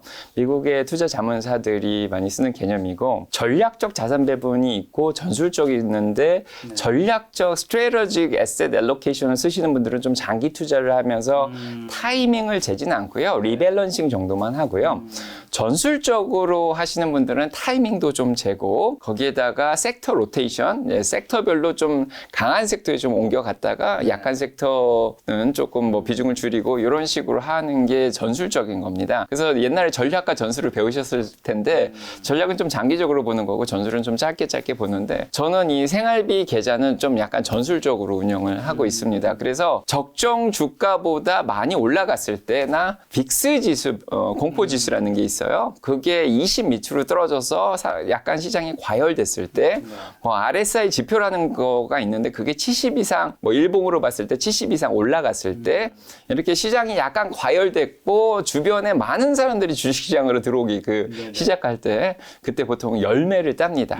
저는 주식을 나무를 키우는 거랑 좀 비슷하게 봐요. 그래서 조그만 성장주 이렇게 나무를 사가지고 키워가지고 어느 정도 나무가 자라면 꽃을 피우고 열매를 맺거든요. 그래서 그 열매를 안 따면 열매가 썩어서 떨어져요. 그래서 좋은 표현인데요. 예, 만약에 이걸 안 따면은 썩고 다시 다음에 열매를 딸 때까지, 그러니까 열매가 나올 때까지 기다려야 되는 그런 상황이 결국엔 옵니다. 고점을 찍은 그 주식은 주가가 떨어진다라는 표현 같은 거잖아요. 예, 맞습니다. 그래서 그 시기를 잘 타이밍을 잡아서 열매를 좀 따서 뭐 자산 배분이죠. 그래서 안전자산 쪽에 조금 비중을 올려놓고 다음에 다시 공포 시기가 오고 빅스 지수가 30 이상 올라가거나 아니면은 RSI가 30 밑으로 떨어지거나 아니면 많은 사람들이 주식시장에서 공포를 느끼고 주식시장을 떠나는 그 시기가 오면은 그 안전자산에 있던 걸로 다시 새로운 묘목을 또 사죠. 자, 그런 식으로 열매를 따고 다시 주식을 사고 하는데 약간 전술적으로 운영하는 면도 있고요. 제 퇴직연금 계좌는 거의 그냥 그대로 S&P 500 추종하는 뮤추얼 펀드에 들어가 있습니다. 열매 얘기 주셔서 연결된 질문일 것 같은데 꽃을 꺾고 잡초에 물 주지 마라. 이거는 그럼 어떤 내용인가요? 예, 그래서 좋은 나무나 좋은 꽃을 함부로 팔지 말라는 거군요. 도끼로 나무를 베듯이 확 뿌리를 뽑아버린다든가 아니면 꽃을 꺾지 말고 근데 시장이 굉장히 힘들어진 시기에는 손해를 많이 봤다는 생각들을 많이 하세요. 뭐 손실 회피 편향이라는 편향적인 면도 있긴 한데 팔 때까지는 사실 손해를 본 게 아닌데 거기에서 손해를 많이 봤다는 생각을 하니까 마음이 되게 조급해지고 욕심도 좀 나요. 거기에서 조금 위험한 주식 쪽으로 넘어가게 되는데 그런 위험한 주식들을 저는 잡초라고 부르기도 합니다. 그래서 자 보통 위험도가 아까 제가 위험도 얘기를 못 드렸는데 그러니까 주린이 분들한테 제가 항상 드리고 싶은 얘기가 위험도를 잘 조절하자는 얘기를 항상 드리고 있습니다. 위험도가 높으면 수익을 많이 낼 수 있습니다. 수익을 많이 낸다는 건 위험도가 올라간다는데 위험도가 뭐냐면은 주식에서 망할 확률이 높다는 겁니다. 수익을 많이 내는데 망할 확률도 높은 겁니다. 카지노에 가면은 그만큼 위험도가 높습니다. 그렇죠. 돈을 다 잃고 나올 확률이 굉장히 높아요. 근데 카지노에서 한 번 수익을 크게 내면은 크게 부자가 될 수도 있습니다. 그만큼 위험도와 수익률은 같이 가는 건데 이 위험도를 적절하게 조절할 줄 알아야지 주식시장에서 장기적으로 오래 살아남을 수가 있습니다. 그래서 좋은 꽃이나 좋은 나무가 있는데도 불구하고 그런 꽃들은 장기적으로 오래 냅두면 꽃을 피우고 복리효과를 거두고 부자로 만들어줄 수 있는 주식인데 이런 주식들을 장기적으로 기다리면 되는데 그런 걸 꺾고 단기적으로 6개월이나 1년 내에 승부를 내겠다는 마음으로 굉장히 위험한 세배 레버리지라든지 아니면은 뭐 약간 암호화폐라든지 좀 소형주라든지 이런 데다 주식을 너무 많이 몰아놓는 경우가 있어요. 그래서 위험도를 올리는 경우가 있는데 그래서 꽃을 꺾어버리고 잡초에 물을 너무 많이 주는 거죠. 근데 사실 이거는 비중 조절하고도 사실 관련이 있습니다. 비중을 적절하게 나눠놨는데 소형주 가져간다는 게 나쁜 게 아닙니다. 근데 대형주 70%에 소형주 30% 가져가는 거 괜찮은데 70%를 10%를 만들고 소형주를 90%로 만들어 놓으면은 굉장히 위험한 상황이 더 펼쳐질 수 있는 거죠. 그래서 내년에 경기 침체가 올 수 있을 수도 있고 안 올 수도 있습니다. 확실하게 얘기를 못 드리겠지만 정말 시장이 안 좋은 경우에는 수익이 안 나는 성장주들은 더 큰 타격을 입게 돼요. 그런 종목에 지금 많이 떨어졌다 그래서 너무 많이 비중을 실어놨다가 진짜 시장이 더 안 좋아져 버리면은 더 큰 피해를 입게 되거든요. 방금 전에 전략 전술을 얘기해 주셔서 교수님 저서에서 전략적 자산 배분이라는 내용이 있던데 그럼 이 방송을 보신 분들에게 좀 추천해 주신다면? 예, 전략적 자산 배분은 기본적으로 미국의 투자 자문사들이 항상 드리는 얘기인데요. 포트폴리오 매니저들도 항상 쓰고 있는 방법입니다. 전략적 스트래터지입니다. 전략적으로 자산을 배분하는 건데 안전자산하고 위험자산을 잘 나눠놓고 위험을 조절을 하는 거죠. 모든 주식에는 베타값이라는 게 있습니다. 그래서 애플 같은 주식을 사면 주식의 베타값이 1.2가 돼요. S&P를 추종하는 시장 지수를 추정하면 베타값이 1이 되고 테슬라를 사게 되면은 조금 위험도가 높아서 위험도가 3이 됩니다. 그런데 머크 같은 가치주를 사게 되면은 위험도가 0.3, 0.6밖에 안 돼요. 그래서 이렇게 유명한 사이트들에 가시면은 대부분 이 베타값이 나와 있는데 저희 한국 분들은 그런 걸 많이 안 보시더라고요. 그래서 위험도를 적절하게 안전자산하고 위험자산, 그리고 위험자산들 중에서도 높은 위험을 가진 거와 낮은 위험을 가진 것들을 적절하게 배분을 해서 분산을 해놓고 그러면은 만약에 안전자산은 한 40%를 가져가고 위험자산을 60%를 가져갔다. 그럼 그 60%에서도 대형주는 뭐 한 70%를 가져가고 중형주 20%, 뭐 소형주 10% 이런 식으로 나눠놓고 이제 그거를 가만히 보고 있다가 한 6개월이나 1년 정도 지난 다음에 비중이 바뀝니다. 네네. 그래서 시장 상황이 지금같이 안 좋아진 상황에서 이번에 나스닥이 더 많이 떨어졌지 않습니까? 그러면은 안전자산이나 좀 대형 가치주들은 비중이 그대로 유지가 됐는데 오히려 성장주들은 비중이 많이 떨어지게 돼요. 가치가 많이 떨어졌기 때문에. 그렇죠. 그럼 비중이 많이 줄어듭니다. 옛날에는 뭐 한 60% 정도 됐던 그런 비중이 한 30%까지 떨어져 있을 수도 있고 그런 상황이 오는데 거기서 리밸런싱 개념이 나옵니다. 덜 떨어진 자산에서 많이 떨어진 자산으로 옮겨가는 거죠. 그래서 리밸런싱을 해서 본인이 처음에 세워놓은 그 비중 비율을 그대로 유지를 해주는 걸 전략적 자산 배분이라고 합니다. 그래서 나중에 시장이 다 좋아져서 성장주도 다 올라오고 가치주도 다 같이 올라오면은 그때 많이 떨어진 주식의 비중을 올려놓으면은 그런 것들이 나중에 더 많이 올라서 더 많은 수익을 낼 수 있죠. 지금 아크에 요즘 아크 얘기하면 안 되는데 돈 남은 누님. 예, 캐시우드 누님이 하시는 그 방식이 전략적 자산 배분의 방식입니다. 테슬라가 많이 올라가면 열매를 따죠. 예, 그 다음에 많이 떨어지면 요즘 같은 시기에 얼마 전에도 1,300만 원 주나 샀다 그러는데 그렇게 삽니다, 싸면. 예. 미국에 계신 궁금한 게 이 코로나 팬데믹 이후 주식시가 이제 폭등할 때 돈 남으면 이제 CEO에 대한 평이 엄청 좋았을 거잖아요, 당연히. 지금은 미국 현지에서 어떤 평을 좀 받고 있나요? 일반 이제 개인분들한테. 어차피 그분은 이 방송 안 보시니까요. 제 생각에는 일단은 전략적 자산 배분을 하신 분들은 아크 인베스트먼트를 사실 수도 있었을 것 같아요. 예, 그런데 전술적으로 2020년하고 2021년에 아크가 좀 많이 올라왔을 때 열매를 따셨다면은 비난을 안 하실 것 같고요. 만약에 아크 인베스트먼트에 몰빵을 하셔서 ETF니까 몰빵을 할 가능성이 높습니다. 이 위험이 분산됐다고 생각을 하는데 사실은 아니죠. 한 섹터 내에 몰아놓으면은 그건 절대 분산이 아닙니다. 위험도가 여전히 높은 상태인데 거기에 만약에 몰빵을 하셨다가 이게 작년하고 올해 작년 11월부터 지금 버블이 굉장히 많이 터졌거든요. 네, 성장주, 중소형주 버블이 조금 있었습니다. 그런 것들이 좀 터졌는데 자 그렇기 때문에 그런 분들은 욕을 많이 하시겠죠. 매번 시장을 추종하기 어려운 개인 투자자분들에게 좀 추천할 만한 마음 편한 자산 배분 방법도 있을까요?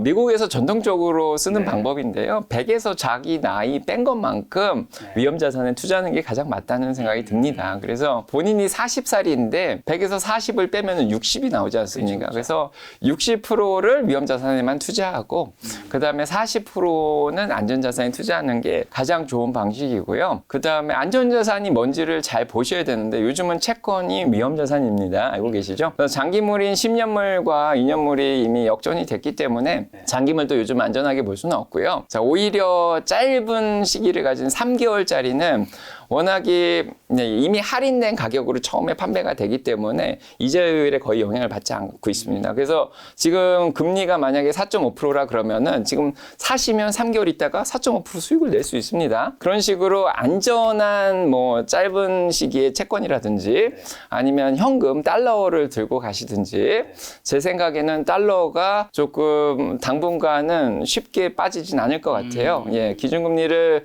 내년 초까지 계속 올린다고 가정을 하고 미국 경기가 내년 초까지 계속 좋고 기준금리 올린 거에 대한 충격을 내년 한 6개월 정도 있다가 충격을 받는다고 생각을 하면은 내년 초까지는 계속해서 미국 경기가 좋기 때문에 달러 수요가 계속 늘고 있거든요. 예, 그래서 달러를 두고 가든지 채권을 두고 가든지 부동산 시장은 요즘 조금 안 좋고요. 예, 그래서 부동산 미국도 부동산 지금 안 좋나요? 네, 부동산 경기가 요즘 안 좋고 전체적인 부동산 가격이 조금 떨어지고 있고 모기지 비율이 거의 6%대까지 올라갔기 때문에 뭐 얼마 전까지만 해도 3%였습니다. 그래서 지금 금리가 많이 올라가기 때문에 당연히 예, 집을 많이 안 사죠. 자, 그래서 특히 미국 서부나 중부 쪽은 집값이 많이 떨어져 있습니다. 예, 그래서 부동산은 요즘 좀 힘들고 특히 겨울이 오고 있습니다.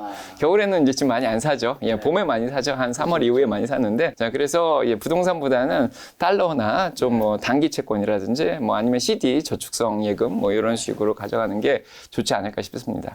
부동산 얘기 나와서 한국에서 가장 비싼 동네가 어딘지 아시죠? 강남. 그렇죠, 그렇죠. 예. 강남, 뭐 예. 상구, 송파구, 서초구, 강남구 불리잖아요. 예. 미국에서 가장 비싼 이제 동네가 어딘지 좀 궁금하고 이제 부동산 기준으로 했을 때, 그다음에 한국에서도 거기는 이제 다른 지역보다는 조금 덜 빠졌거나 아직 신고가를 여전히 치는 아주 소소하지만 있는 데가 있는데 미국의 핵심 지역은 어떤지 좀 궁금하네요, 갑자기. 미국에서 가장 비싼 동네는 확실히 가장 발전한 저희가 알고 있는 대도시입니다. 뉴욕 같은 데인 건가요? 예, 그래서 맨하탄이죠. 뉴욕은 사실은 주라서 굉장히 크고요. 네, 저쪽 버팔로에서 맨하탄까지 8시간 운전을 해야 되는데 최남단에 있는 뉴욕 시티입니다. 네네. 저희는 더 시티라고 부릅니다. 앞에 관사를 붙여서 그 뉴욕 시티의 물가가 가장 비싸고요. 집값이 제일 비싸고 그다음에 그 맨하탄을 건너가서 자, 오른쪽으로 퀸즈라든지 저쪽 브루클린 쪽이 좀 비싸고요. 또 왼쪽으로 허슨강을 건너가면 뉴저지가 나오는데 제가 살고 있는 곳입니다. 그래서 그쪽에 학군이 좋은 곳에 또 집값이 굉장히 비쌉니다. 네.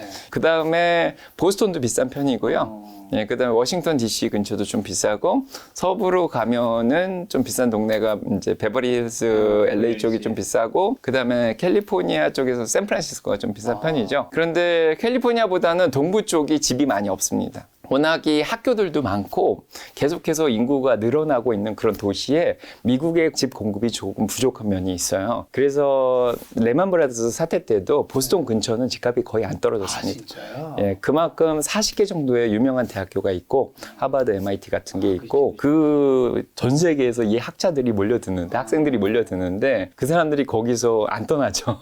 예, 뭐 자리 잡고 공부를 하시는 분들이 많이 있기 때문에 집이 없습니다. 그래서 집값이 계속해서 올라가고 뭐 맨하탄 근처도 사실은 집이 많이 없습니다. 땅이 없기 때문에 이제 위로 올릴 수밖에 없는 그런 지역은 집값이 안 떨어지고요. 오히려 이제 중부라든지 약간 시골이나 플로리다나 캘리포니아 이런 데로 좀 가면은 집값이 많이 떨어지고 있는 그런 상황입니다. 금리도 중요하고 어떻게 보면 수요와 공급도 굉장히 중요한 굉장히 한 중요해요. 축인 것 같네요. 네.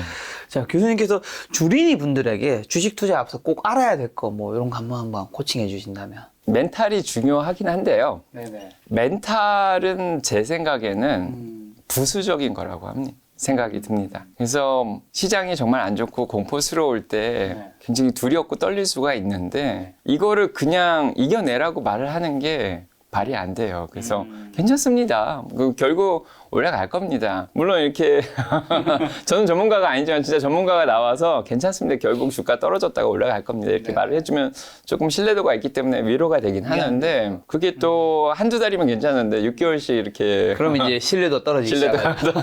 시작하고요. 사실은 그 기업에 대한 공부가 굉장히 중요해요. 그래서 일단 주린이 분들이 이미 늦으신 분들도 있는데 이제 주식을 시작하시는 분들은 주식을 시작했다는 거를 주식을 산다는 거하고 동일시 안 하셨으면 좋겠습니다. 주식 사는 거 아닌가요? 현금을 들고 있는 연습을 먼저 해야 돼요. 그래서 주식을 시작한다는 건 계좌만 여시고요. 주식을 사지 마십시오. 그래서 항상 제가 강조하는데 그 회사에 대한 공부가 끝날 때까지는 절대 주식을 사지 말라고 합니다. 그래서 그 회사에 대한 밸류에이션도 해보고 회사가 역사가 어떻게 되는지 CEO가 어떤지 그다음에 회사가 앞으로 매출 성장이 어떻게 되고 있는지 그다음에 그 산업 전체가 유망한 산업인지 뭐 이런 것들을 철저하게 공부를 하시고 그다음에 그 회사에 대한 믿음이 생기면 그 회사에 대한 주식을 사기 시작하는 거죠. 그런데도 불구하고 고점을 잡는 경우가 있습니다. 뭐 공부를 충분히 했으면은 적정 주가를 계산을 했다면 그것보다 좀 싸게 사는 경향이 있는데 그냥 뭐 공부가 좀 덜 된 상태일 수도 있고 적정 주가 계산이 잘못된 경우가 있습니다. 이런 애널리스트들이 적정 주가를 내놓는데 평균적으로 보면서 굉장히 좋은데 자칫해서 주가에 맞춰서 적정 주가를 내는 경향이 좀 있어요. 편견이 좀 들어가 있기 때문에 그런 거를 따라다 사다 보면 고점을 물릴 수가 있는 경향이 있습니다. 그래서 자, 그 경우에는 네, 좀 어쩔 수 없긴 하지만 그래도 공부를 철저하게 하신 분은 회사에 대한 믿음이 있기 때문에 주가가 떨어지더라도 장기적으로 그 믿음이 흔들리지 않기 때문에 잘 버틸 수가 있거든요. 뭐 그렇게 생각을 하실 수가 있고요. 그래서 멘탈은 조금 부수적인 것 같고요. 예, 뭐 야수의 심장을 가졌다 이런 말을 하잖아요. 그래서 주식은 야수의 심장을 가지고 하는 게 아니라 그러니까 이 심장이라는 건 철저한 공부를 한 사람들이 심장을 가지고 했지 그냥 맹목적으로 그냥 강한 심장만 가지고 배짱을 가지고 배팅을 하시면은 실패할 가능성이 굉장히 높습니다. 그래서 자, 웬만하면은 도박한다는 생각을 하지 마시고요. 좀 이렇게 장기적으로 그 회사에 투자를 한다고. 나는 주식을 샀다는 생각보다는 회사에 투자를 했고 그 회사의 미래를 함께 보겠다. 이런 식으로 보는 게 좋을 것 같고 그다음에 두 번째로 정말 강조하고 싶은 거는 비중 조절입니다. 진짜 그 비중 조절 때문에 이렇게 장이 안 좋을 때 더 힘들 수가 있는데 안전자산, 위험자산, 거기에다가 또 위험자산에서도 또 비중 조절. 너무 한 주식에만 몰빵을 하시면 전략적 자산 배분이 안 됩니다. 아까도 얘기 드렸지만은 주식시장이 많이 안 좋을 때 덜 떨어진 주식이나 덜 떨어진 안전자산에서 위험자산으로 옮겨가면서 줍줍을 할 수 있는 그런 여유가 있어야 되는데 너무 한 주식에 몰빵을 하면 그 주식이 떨어지면 손 쓸 방법이 없습니다. 본인이 월급을 계속 받는 상황이면은 월급이 들어오면 적립식으로 계속 사면 되거든요. 그러면 상관이 없는데 연세가 조금 드셔가지고 은퇴를 하셨는데 계속 돈이 창출이 안 되는 상황에서 몰빵을 하시면 이게 떨어지면 이거를 어떻게 해결을 할 수가 없거든요. 그래서 적절하게 비중을 조절해서 나눠 놓으시는 게 정말 중요합니다. 그래서 계란을 한 바구니에 담지 말라고 그 누누이 그 대가들이 얘기를 하셨는데 이게 너무 많이 얘기하니까 잔소리처럼 들리는 거예요. 아무도 이걸 귀담아 듣지 않습니다. 근데 다시 한번 진짜 얘기 드리고 싶은데 예, 너무 한쪽에 몰빵을 하시는 건 정말 이게 합리적으로 굉장히 위험할 수가 있습니다. 자, 많은 분들이 이제 요즘에 멘탈이 중요하다고 하는데 교수님께서 말씀은 이제 멘탈이 전부가 아니다. 이런 말씀 해주신 것 같고요. 요즘과 한국과 미국 이제 주식시장 모두 고점대에 많이 하락해서 이제 투자자분들 굉장히 힘든 시장 보내고 있을 텐데 이러한 투자자분들에게 좀 조언해 주실 말도 있을까요? 일단 지금 힘든 시기를 겪고 있습니다. 저도 주식이 사실 많이 빠져 있고요. 저희 퇴직연금이 S&P 500을 추종하는 기업에 거의 다 들어가 있고 예, 그다음에 제 생활비 계좌도 현금을 거의 다 썼기 때문에 어느 정도 바닥이라고 생각을 했기 때문에 저는 한 5번에 걸쳐서 지금 바닥에서 추매를 계속 했고요. 그래서 지금은 좀 주식 비중이 좀 높은 편입니다. 현금보다는. 예, 현금은 한 10%밖에 안 남았고요. 그래서 한 S&P 500이 한 26% 정도 빠졌는데 저도 한 24% 정도는 지금 빠져 있는데 이런 시기가 쉽지는 않습니다. 뭐 앞으로 더 빠질 것 같은 두려움이 있어요. 그런데 어느 정도 믿음을 가지셔야 됩니다. 언젠가는 다시 올라갈 거라는 생각을 하시는 게 좋을 것 같고요. 아까도 얘기 드렸지만 가치 투자랑 성장 투자자들은 본인의 적정 주가보다 많이 떨어져 있으면 싸다는 생각을 일단 하셔야 되고 지금 만약에 추매할 현금이 없더라도 예, 언젠가는 다시 올라갈 거라는 믿음이 좀 있어야 될 것 같습니다. 그래서 주식시장은 계속 반복이 돼요. 참 신기하게도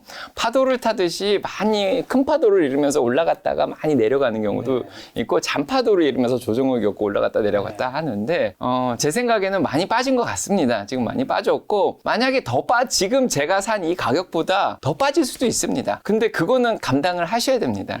본인은 30% 싸게 샀는데 50%까지 할인을 할 수도 있어요. 어떤 백화점에 들려서 나는 30% 싸게 옷을 샀는데 다른 백화점 갔더니 50%에 팔아요. 그런데 이거를 환불하고 이걸 살 수도 있는데 그래도 어느 정도 감당을 하셔야 될 부분이 있습니다. 본인이 산 가격보다 더 빠질 수 있다는 것도 감당을 해야 되고 근데 저 밑으로 내려갔다가 할인 기간은 결국 끝나서 다시 가격은 올라오거든요. 뭐 이렇게 생각하실 수도 있고요. 풍선 얘기 되게 제가 정말 좋아하는데 이 풍선에 바람을 저희가 계속 넣어주면 계속 떠 있거든요. 가스를 넣어주면은. 그래서 현금을 계속 넣어주면 보면 이게 뜨긴 하는데 어느 순간 이 시장이 안 좋으면 풍선이 쪼그라들어서 공기가 없으니까 쭉 가라앉습니다. 그렇다고 그 풍선의 기본적인 자질이 변한 거 아니고 풍선은 그대로 풍선입니다.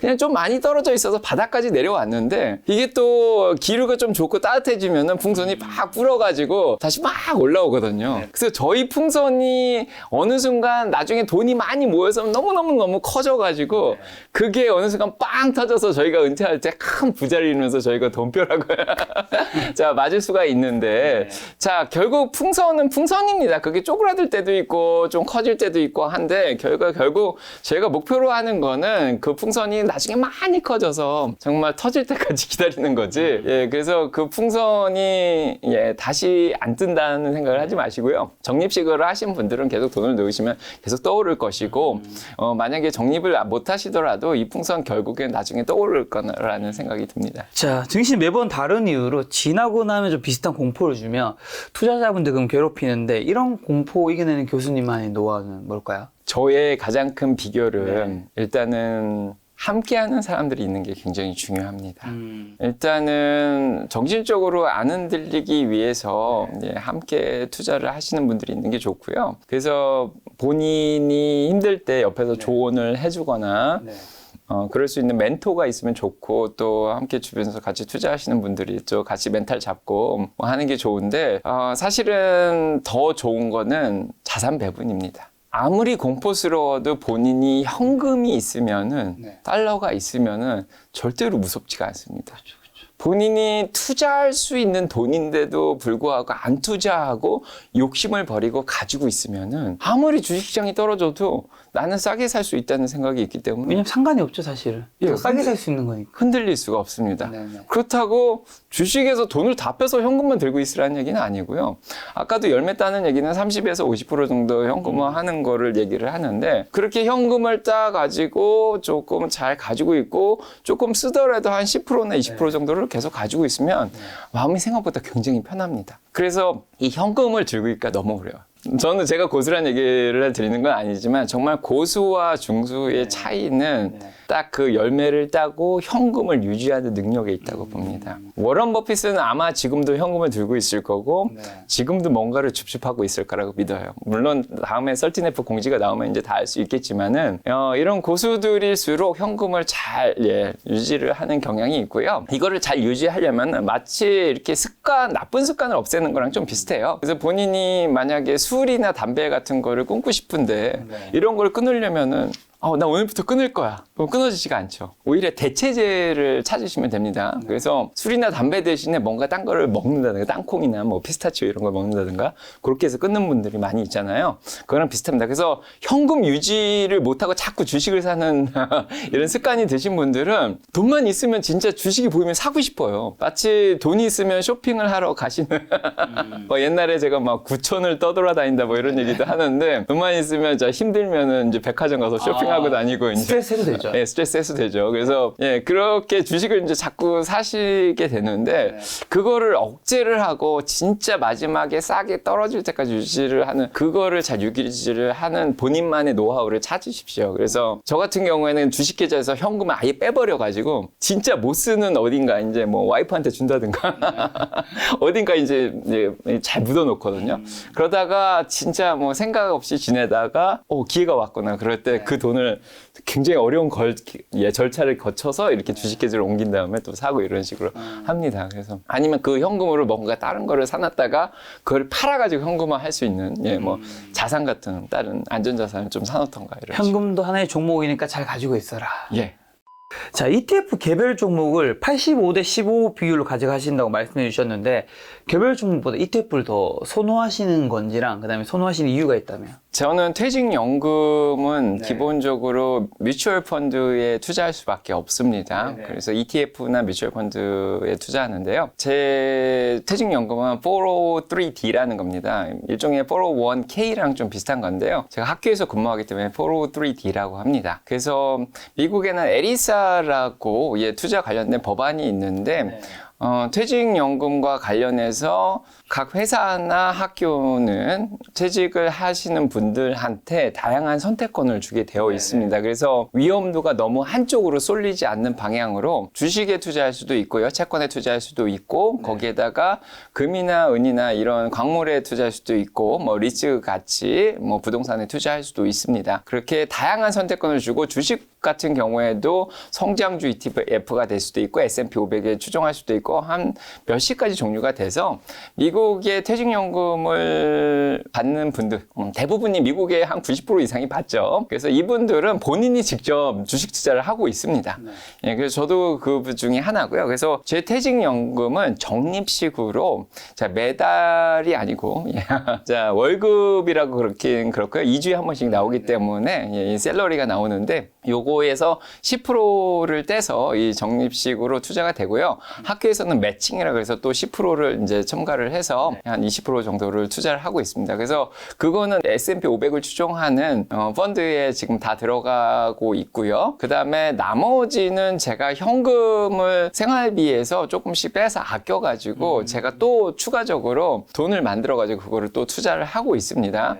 그래서 요게 한 85대, 퇴직연금 85대, 생활비가 한 15% 정도 되는데요. 자, 요거를 이렇게 하는 이유는 기본적으로 위험을 분산하기 위함입니다. 그러니까 저는 제 투자에 있어서 위험을 관리하는 걸 제일 중요시 여기는데, 그러니까 위험을 분산해 놓지 않으면은 저의 미래, 예, 퇴직, 은퇴가 좀 걱정이 되는 부분이 많이 있습니다. 그래서 저는 72의 법칙이라는 걸 굉장히 좋아해요. 그래서 이거는 장기 투자자들한테 기본적으로 알아야 되는 법칙인데요. 72의 법칙에 대해서 이제 설명을 드리면은요, 본인의 자산이 2배가 될 때까지 매년 몇 프로의 수익을 낼까를 계산해 주는 법칙입니다. 그래서 매년 10%씩 수익을 내는 경우에는 그거를 72를 10으로 나누면은 7.2년이 나옵니다. 그래서 7.2년이 지나면은 본인의 자산이 2배가 되거든요. 예. 그래서 저는 복리 효과가 중요하기 때문에 안전을 제 수익을 매년 10% 정도로 수익을 내는 쪽에 좀 맞추고 있고요. 그래서 매년 10%씩 해서 7년이 지나면은 그게 2배가 되는 목표를 세우고 있습니다. 그래서 지난 14년간 그렇게 수익이 났기 때문에 지금 굉장히 한 4배 정도의 수익이 났고요. 전체 자산이. 그리고 또 지금까지 모은 자산이 7년 있으면 저는 또 2배가 된다는 확신을 가지고 있고, 그 다음에 또 7년이 지나면은 그게 또 2배가 돼서 지금보다 4배가 되겠죠. 그 다음에 또 7년이 지나서 21년이 되면 저는 거기에 2배, 8배의 수익을 낼 수 있을 거라고 믿습니다. 그래서 제가 만약에 10억을 가지고 있으면 저는 21년 있으면은 40억이 될 거라는 확신이 있습니다.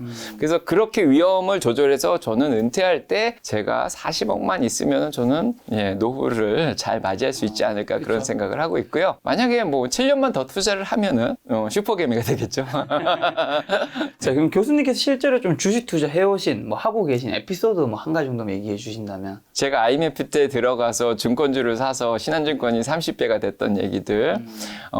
그런데 욕심을 좀 부렸나요? 좀 주가가 많이 떨어진 상업은행을 샀는데 상업은행이 그 이후에 50% 감자를 당했고, 그때 당시 제2금융이라고 할 수 있는, 제2종합금융이라고 할 수 있는 대한투자신탁에 투자를 했는데 회사가 망했습니다. 그래서 그 돈을 다 날린 이야기들.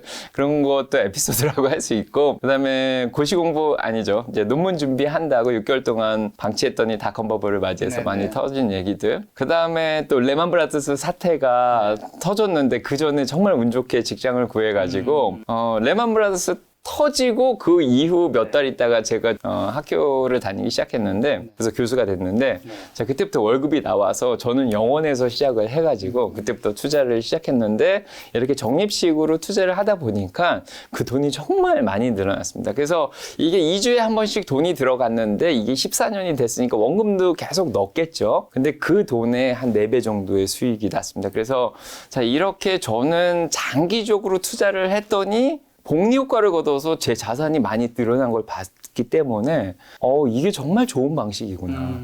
이렇게 하면은 돈이 많이 모이는구나.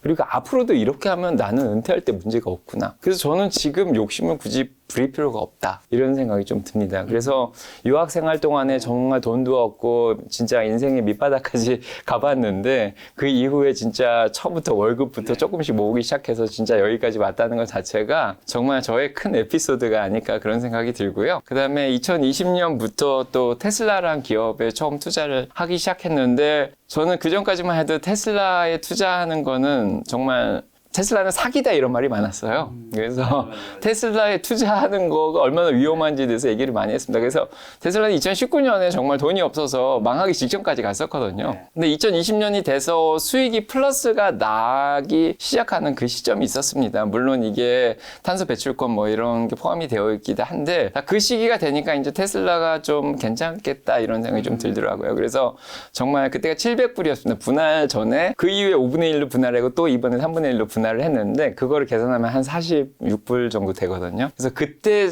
진짜 잘 회사의 미래를 보고 잘 투자를 했더니 지금 많이 떨어졌어도 여전히 한 4배 이상은 올라와 있거든요. 그래서 잘 투자했다 그런 생각이 좀 듭니다.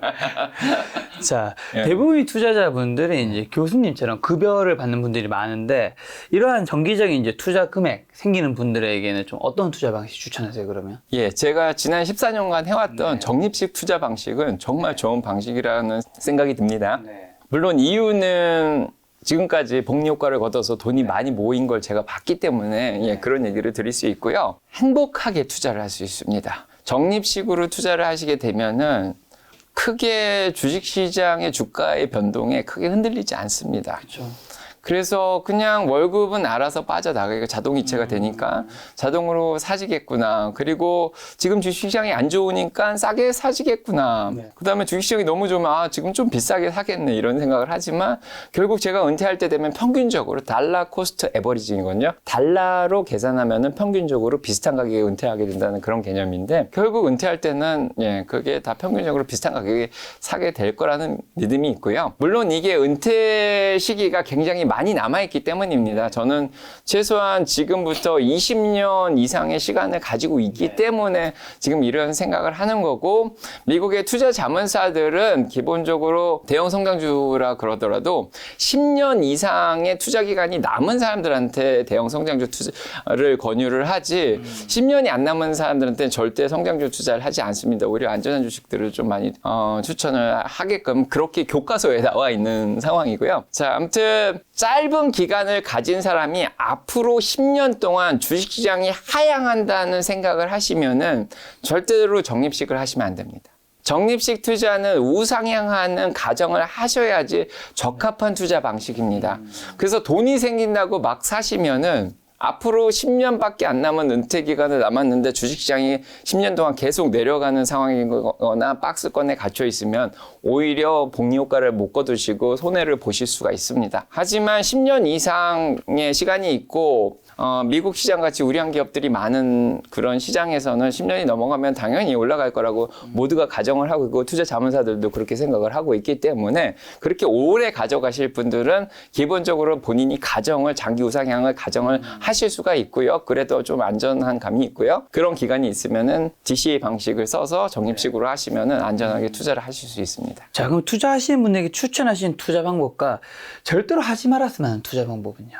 절대로 하지 말아야 될 투자는 제가 투자 원칙을 7개를 항상 얘기를 드리는데 그 중에 하나에 껴 있습니다. 뭐 첫 번째가 목적이 있는 투자, 자산 분배, 분산 투자, 거기에다가 분할 매수, 분할 매도 또 원칙들을 실천하자 이런 것들이 있는데 그 중에 하나가 빚내서 투자하지 말자를 굉장히 강조를 하고 있습니다.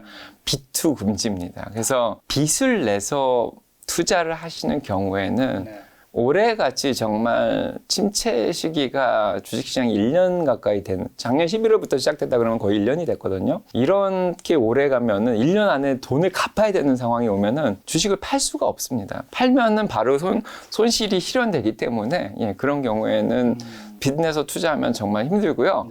또 요즘 같이 기준금리나 이자율이 올라가는 시기에는 빚을 내시면은 본인이 4.5% 이상의 수익을 내야 되는데 그렇게 내기가 쉽지가 않죠. 예, 굉장히 위험한 투자라는 생각이 들고요. 거기에다가 3배 레버리지 투자는 절대적으로 안 하셨으면 좋겠습니다. 이미 물려 계신 분들은 뭐 계속 조금 주식시장이 다시 올라올 때까지는 좀 버티셔야 된다는 얘기를 드리고 싶은데 안 사신 분들은 웬만하면 사지 않으셨으면 좋겠습니다. 뭐 TQQQ 유명하죠. 뭐 SQQQ 유명하고 뭐 SOXL 많이 들고 계신데 이런 것들이 굉장히 위험한 이유가 본인도 모르게 파생 상품에 투자를 하시게 되는 겁니다. 이런 것들이 3배의 수익을 내려면은 이 투자 회사에서 파생 상품, 옵션이라든지 선물 쪽에 투자를 하는 겁니다. 그래서 옵션 쪽에 그 프리미엄 같은 거를 싸게 내게 되면은 100주 단위로 주식을 사게 되는 거거든요. 같은 테슬라를 지금 200불을 주면 한 주밖에 못 사지만은 파생 상품을 200불을 주면 거의 50주 가까이를 살 수가 있어요. 그렇게 해서 많은 주식을 사가지고 많은 베팅을 하게 되는 겁니다. 근데 파생 상품에 들어가면 위험도가 그만큼 3배 이상 올라가게 되는 거죠. 아까도 얘기 드렸듯이 위험도를 올리면 망할 확률이 높습니다. 그래서 작년에는 크게 수익을 내서 파생 상품 줬다고 얘기를 할 수 있는데 제가 작년부터 계속 경고를 제 유튜브에서 얘기를 했는데 이 3배짜리가 80%까지 주식이 떨어진 적이 있다. 그렇기 때문에 여러분들 지금 수익을 내고 있겠지만 그 위험도 배제할 수는 없다. 분명히 얘기를 드렸습니다. 근데 이번에 정말 80-90% 떨어졌습니다. 80-90%까지 떨어졌네. 네, 정말 많이 떨어졌죠. 그래서 이런 경우가 오기 때문에 이런 경우에 파생 상품을 들고 있으면은 보통 주식이 80%가 빠지면 그 회사의 미래에 대한 믿음이 있기 때문에 버틸 수가 있습니다. 이 회사는 망하진 않아. 그래서 앞으로는 장기적으로 괜찮을 까 이런 생각이 있는데 파생 상품을 들고 있는 경우에는 조금 미래가 잘 안 보이죠. 그냥 이거는 그냥 하나의 상품이고 주식이라는 생각밖에 없고 그 뒤에 어떤 회사들이 있는지 보통 잘 모르시거든요. 그래서 조금 정신적으로 굉장히 힘드실 수가 있습니다. 지금 절대 하지 말아야 되는 투자 얘기해 주셔서 그럼 교수님이 생각하시는 좋은 주식과 나쁜 주식은 뭘까요? 원래 전통적으로는 좋은 주식이나 나쁜 주식은 없고요. 아까 얘기 드렸듯이 좋은 회사랑 나쁜 회사는 있습니다.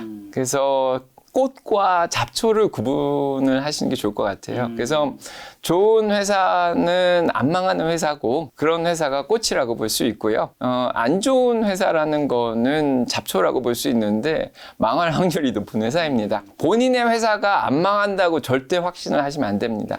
제가 가지고 있던 회사들도 망한 적이 있고요. 그 다음에 레먼 브라더스 사태 때라든지 IMF 때라든지 망한 회사들 정말 좋은 회사 한국에서 제2종합금융이라고 할 수 있는 대한투자시장이 망할 거라고는 저는 생각도 못했습니다, 사실. 그 다음에 미국에서 가장 큰 투자회사라고 할 수 있는 레먼 브라더스가 망할 거라고 생각하는 사람도 아무도 없었습니다. 그 다음에 그 전에 2001년도에 일란이라는 회사도 있었는데 이건 내부 회계 조작을 통해서 회사가 이제 부패하다는 게 드러나서 회사가 망한 경우인데 이런 가치 회사들도 있습니다. 그래서 본인의 회사가 좋은지 나쁜지는 끊임없이 조사를 해야 되고요. 그래서 본인의 회사가 미래가 보장이 되지 않고 도덕적인 문제가 있고 이런 경우에는 정말 잡초라고 볼 수 있고 단지 그 회사가 지금 주가가 많이 올라가고 있다 이런 면만 보고 이 회사가 좋은 주식이다, 좋은 회사라고 평가를 하시면 안 될 것 같습니다. 자, 근데 교수님께서 또 투자하지 않는 기업도 있다면서요? 좀 어떤 기업이요? 그 이유 뭘까요?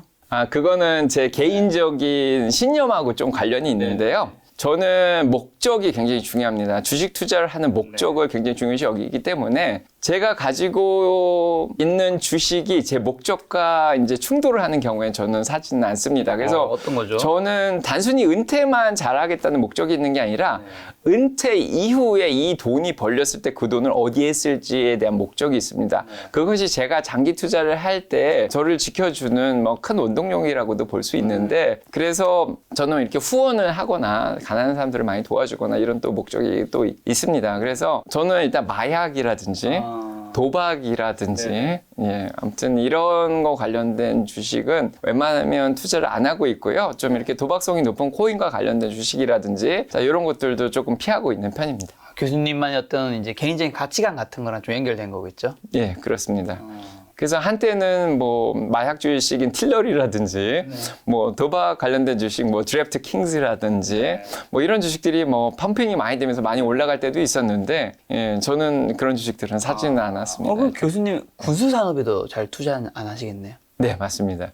그래서 얼마 전까지는 드론 회사들 중에서 굉장히 유명한 투자들이 있습니다. 뭐 제 책에는 소개를 좀 드리긴 했는데, 저는 미국의 드론 회사는 뭐 5단계로 나눌 수가 있긴 합니다. 뭐 가장 큰 회사부터 가장 적은 회사로 나눌 수 있는데, 그 중에 가장 큰 드론 회사들은 보통 군용 드론을 만드는 회사예요. 그래서 뭐 보잉이라든지 럭키드 마틴이라든지 에어로바이런먼트라든지 뭐 이런 회사들이 있습니다. 그래서 이런 회사들은 군사용 드론을 만들어서 개발도상국가죠. 이런 중동 쪽에 이런 드론들을 보내서 폭격을 많이 해서 민간인들을 많이 희생시키는 경우가 많이 나옵니다. 그래서 저는 드론 회사를 투자해도 상업적인 드론을 만드는 회사를 투자하고 싶은데, 요즘은 중국이 또 드론 쪽을 많이 장악을 하고 있는 그런 상황이고요. 미국 내 상업용 드론 회사들은 아직 개발 단계에 좀 있는 편이고, 이런 군사용 드론을 만들고 있는 뭐 크라토스라든지 에어로바이런먼트가 상업용 드론을 만들고 있는 편입니다. 그런데 아직은 군사용을 쓰고 있기 때문에 처음에는 좀 샀다가 아무래도 제 신념하고 좀 안 맞는 것 같아서 일단은 다 팔고 있습니다. 예. 교수님께서 그러면 이제 가치 투자 중심을 많이 하시니까 그럼 기본적 분석을 당연히 할 거잖아요. 당연히 뭐 사업 보고서 재무제표 보실 텐데 뭘 좀 중점으로 많이 보세요? 제 책, 다시 오는 기회, 미국 주식이 답이다. 이걸 보시면 회사를 소개할 때 제가 뭘 분석을 했는지가 보이실 거예요. 그래서 25개 종목에 대한 소개를 했는데, 제가 보고 있는 그 기준들을 소개를 했는데, 기본적으로 그 회사의 역사가 굉장히 중요하고요. 그 회사의 이제 지점이라든지 전 세계적으로 어느 정도 위험을 또 분산하고 있나, 이런 것들도 굉장히 중요하고, 물론 리더인 CEO도 굉장히 중요하고요. 거기에다가 당연히 상대적 밸류에이션이라든지 절대적 밸류에이션도 좀 해야 되는데, 기본적으로 상대적으로 이 회사의 밸류에이션을 좀 보는 편이죠. 그래서 PE 레이시오, 퍼도 보고 있고, 성장주인 경우에는 PEG를 또 보고 있는 편이고요. 그 다음에 그 산업의 전체 밸류에이션하고 비교도 좀 하는 편입니다. 네. 그럼 그런 걸 바탕으로 이제 교수님의 뭔가 투자 계획, 종목 선정 기준, 노하우, 요거까지 좀 같이 한번 얘기해 주신다면? 기본적으로 상대적 밸류에이션이 좀 산업 전반에 비해서 좀 낮은 회사를 좀 고르는 편입니다. 그래서 퍼가 좀 낮거나, 퀀트 투자라 그러죠. 그래서 퍼를 성장으로 낳는 팩을 좀 봐서 산업 평균보다 조금 낮은 기업들을 고르는 편이고요. 물론 섹터별로 탑다운 방식으로 이용해가지고 좀 산업별로 좀 나누는 편입니다. 위험을 좀 분산을 해야 되기 때문에.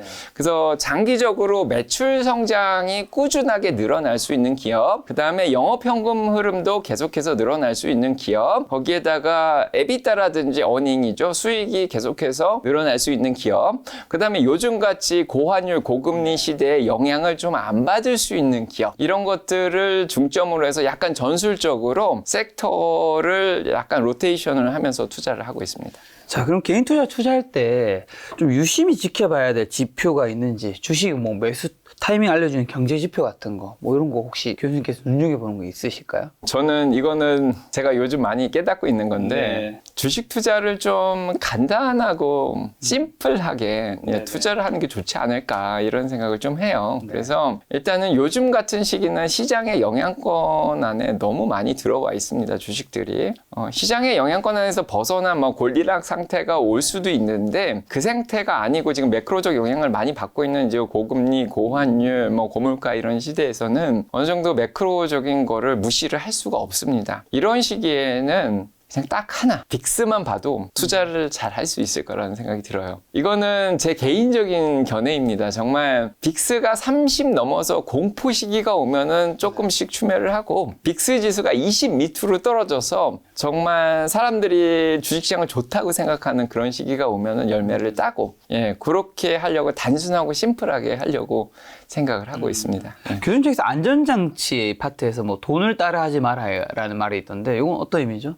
돈을 따려고 한다는 건 욕심을 낸다는 얘기입니다. 그렇죠. 주식에서 도박판에 온 것처럼 돈을 따려고 자꾸 하다 보면은 성급해지고 급해집니다. 그러면 단기간에 승부를 자꾸 보려다 보니까 위험한 투자를 올리고 위험도를 올리게 돼요. 그렇지만 워런 버핏은 돈을 잃지 말라고 그랬죠. 1원칙, 2원칙, 4번칙이 다 똑같습니다. 돈을 잃지 마라. 특히 요즘과 같이 단기적으로 우하향하는 시기가 있습니다. 시장의 영향권 안에 들어와 있는 이런 시기에는 돈을 자꾸 따려 그러면은 오히려 돈을 잃을 수가 있기 때문에 돈을 지키려고 노력을 좀 하시는 게 좋습니다. 그래서 어느 정도 빅스가 20 밑으로 떨어져서 시장이 좀 약간 과열됐다고 생각할 때는 거기서 돈을 더 따려고 욕심을 내려고 많이 올라온 주식을 더 담으려고 하지 마시고 거기서는 욕심을 버리고 열매를 좀 따서 분할해서 매도를 좀 하시는 게 좋습니다. 열매를 땄는데도 불구하고 더 올라갈 수가 있어요. 그 부분을 감내를 하셔야 됩니다. 살 때랑 비슷해요. 본인이 샀을 때보다 좀 더 떨어질 수가 있습니다. 그것도 감내를 하고 많이 올라갔을 때 좀 땄는데 더 올라갔을 때 그것도 좀 감내를 하고 그래서 욕심을 어느 정도 버리고 자기의 돈을 안 잃으려고 노력을 하는 거 그게 돈을 따려고 하는 거에 반대죠. 저는 워런 버핏의 돈을 잃지 말라의 반대가 뭘까에 대해서 굉장히 오래 고민을 했는데 그 말이 그 말인 것 같아요. 돈을 따려고 하지 마라. 욕심 부리지 말라. 너무 욕심을 내서 성급하게 하지 마라. 네. 자, 나방처럼 투자하지 말고 나비처럼 유의나라라는 뭔가요? 한 권투 선수도 생각이 나는데. 제가 지금까지 한 맥락하고 굉장히 비슷한 네. 얘기인데요. 불나방처럼 어디 쫓아다니지 말라고 벌써 한 2년째 이 얘기를 하고 있습니다. 네. 그래서 핫한 종목, 네. 정말 주가 막 올라가는 그런 종목 있잖아요. 네. 지금 같은 테슬라라도 많이 올라갈 때 막 1100불, 1200불 때 막 쫓아가신 분들이 있어요. 네. 근데 지금 반 정도 떨어졌거든요. 네. 그렇게 불나방처럼 핫하다는 종목을 따라가면은 고점을 잡을 수밖에 없어요. 그렇죠. 근데 오히려 나비처럼 훨훨 날아 꽃들에게 희망을이라는 동화가 있어요. 네. 그래서 그 애벌레들이 남들이 따라가는 식으로 그냥 계속 절벽을 올라가는데 그 절벽 끝에 사실은 낭떠러지가 있거든요. 그걸 모르고 그냥 앞만 보고 딴 사람들 따라가다 보면은 이렇게 낭떠러지로 떨어질 수밖에 없습니다. 네. 하지만 그 중간에 나비가 되어서 훨훨 날면은 그 절벽 끝이 보이거든요. 그래서 독수리든 나비든 훨훨 날다가 현금을 들고 자산 배분을 잘하고 기다리다 보고 적정 주가를 잘 계산하고 그 적정 주가 밑에까지 떨어질 때까지 참을성 있게 기다리다 보면은 기회가 또 옵니다. 이게 안 올 것 같은데 사실 와요. 주식이 계속 올라갈 것 같은데 다시 떨어집니다. 그래서 그걸 잘 기다렸다가 기회가 딱 왔을 때 벌처럼 확 쏴서 사시면 됩니다. 조금씩. 그렇죠. 예. 주식 투자의 궁극적인 목적은 사실 경제적 자유라고 볼 수 있을 텐데 그 외에도 주식 투자하면서 느낄 수 있는 즐거움은 뭐가 있다고 보세요, 교수님은? 저는 성장에 있다고 봅니다. 샌프란시스코의 스탠포드 대학의 심리학과 교수인 캐롤 드웨기 쓴 마인셋이라는 책이 있어요. 거기에서 성장적 사람이 있고 픽스드 마인셋, 고정적인 사람이 있는데 성장적인 마음을 가진 사람은 계속해서 성장을 해요. 굉장히 어려운 면이 있더라도 인내하면서 그것을 극복하려고 노력을 하고 항상 새로운 것에 도전을 하죠. 그래서 에릭 프롬이 행복의 조건에 대해서 3가지를 얘기를 했는데 사랑과 자유와 거기에다가 성장, 생산을 두었습니다. 그래서 사람이 사랑을 하고 사랑을 나눠주고 또 자유롭게 살면 정말 행복해요. 우리가 자유롭지 못하기 때문에 불행한 경우도 굉장히 많은데 그다음에 또 사랑을 하면 되게 기쁩니다. 이렇게 주는 또 기쁨이 있어요. 그렇죠. 근데 3번째가 생산이에요. 그래서 생산을 해야지 기쁩니다. 저희가 뭐 바닷가에 놀러 가서 며칠 동안 쉬어도 한 3일 정도 쉬면 재미없지 않습니까? 조금씩 지겨지죠. 여행지가 좀 그런 면이 있습니다. 그래서 거기서 일을 하지 않기 때문에 그런 게 있는데 그래서 이렇게 주식을 하다 보면은 공부도 하게 되고 투자도 하게 되고 계속해서 뭔가 지식을 늘려가는 그런 성장적인 면이 있어요. 그래서 새로운 종목도 발굴해서 투자를 해보고 그것들을 인내하면서 기다려보고 참 마치 우리 인생하고 주식은 많이 비슷합니다. 자, 그렇기 때문에 그런 주식을 하면서 본인이 성장하는 걸 느끼시면서 굉장히 기쁨을 느끼실 수 있을 것 같아요. 그래서 처음 주식하시는 분은 그냥 단순히 돈을 따기 위해서 도박하듯이 하시면 성장이 없죠. 근데 정말 그 회사의 본질적인 펀더멘털에 대해서 공부를 하시고 그 앞으로의 시대를 생각을 하면서 산업 분야 4차 산업혁명 그 공부해 보시고 그러다 보면 본인의 지식이 늘고 책도 많이 읽고 하면서 본인이 성장하시는 거 느낄 거예요. 확실히 주식 투자 안 한 사람에 비해서 상대적으로 시사도 많이 늘어나시게 될 거고 그러다 보면 정말 기쁨이 또 있고 부수적으로 그 돈이 많이 늘어나는 걸 또 보면은 또 그런 기쁨도 또 있습니다. 나 스스로 성장하면서 남을 사랑하고 근데 이 모든 것들을 자유롭게 할 수 있다면 행복의 3요건이 다 맞춰지는 것 같네요. 연계된 질문 같은데 책에서 자본주의 사회에서는 어느 정도의 부를 획득해야만 정신적 고통 없이 자유롭게 살 수 있다. 가난으로 인해 불안감을 느끼거나 생존에 필요한 물질이 제한될까 봐 두려움을 느끼며 생활하거나 직장을 잃을까 봐 조직이나 사회에서 자신의 생각을 마음껏 표현하지 못하고 물질적 한계로 인해 하고 싶은 활동을 할 수 없고 여행 등을 갈 수 없다는 것은 인간을 불행하게 만들 수 있다는 문장이 있던데, 미국에서 돈이 있고 이 빈부격차는 한국과 비교해서 좀 어느 편인 거고, 그 다음에 이 돈과 행복의 상관관계는 교수님은 어떻게 보세요? 제 생각에는 일단 뭐 수치적으로 얘기를 드릴 수는 없지만 미국의 빈부격차가 정말 적다는 생각이 듭니다. 아, 예. 적다고요? 심하다고 얘기 많이 들었는데. 요즘 벌어지고 있죠. 아. 예, 요즘 벌어지고 있는 거고, 미국이 어떻게 보면 선진국이라고 할 수 있는 이유가 네. 저소득층이 본인의 직업에 만족을 정말 많이 하면서 네. 돈을 많이 벌면서 잘 살고 있습니다. 그래서 보일러 공이 정말 허머를 타고 다니면서 10만 불이 넘는 차를 타고 다니면서 잘 살고 있는 그런 곳이 미국이 아닐까 싶고요.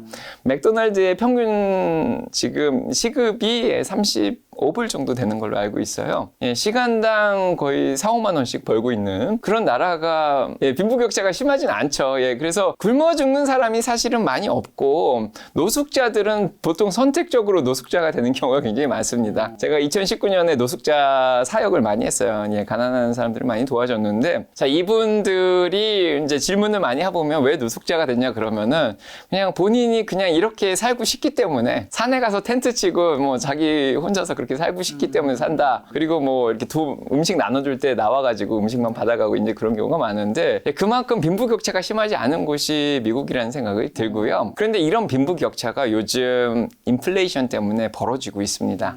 심각하죠. 옛날에는 미국에는 쓰레기장에 음식 쓰레기가 넘쳐났습니다.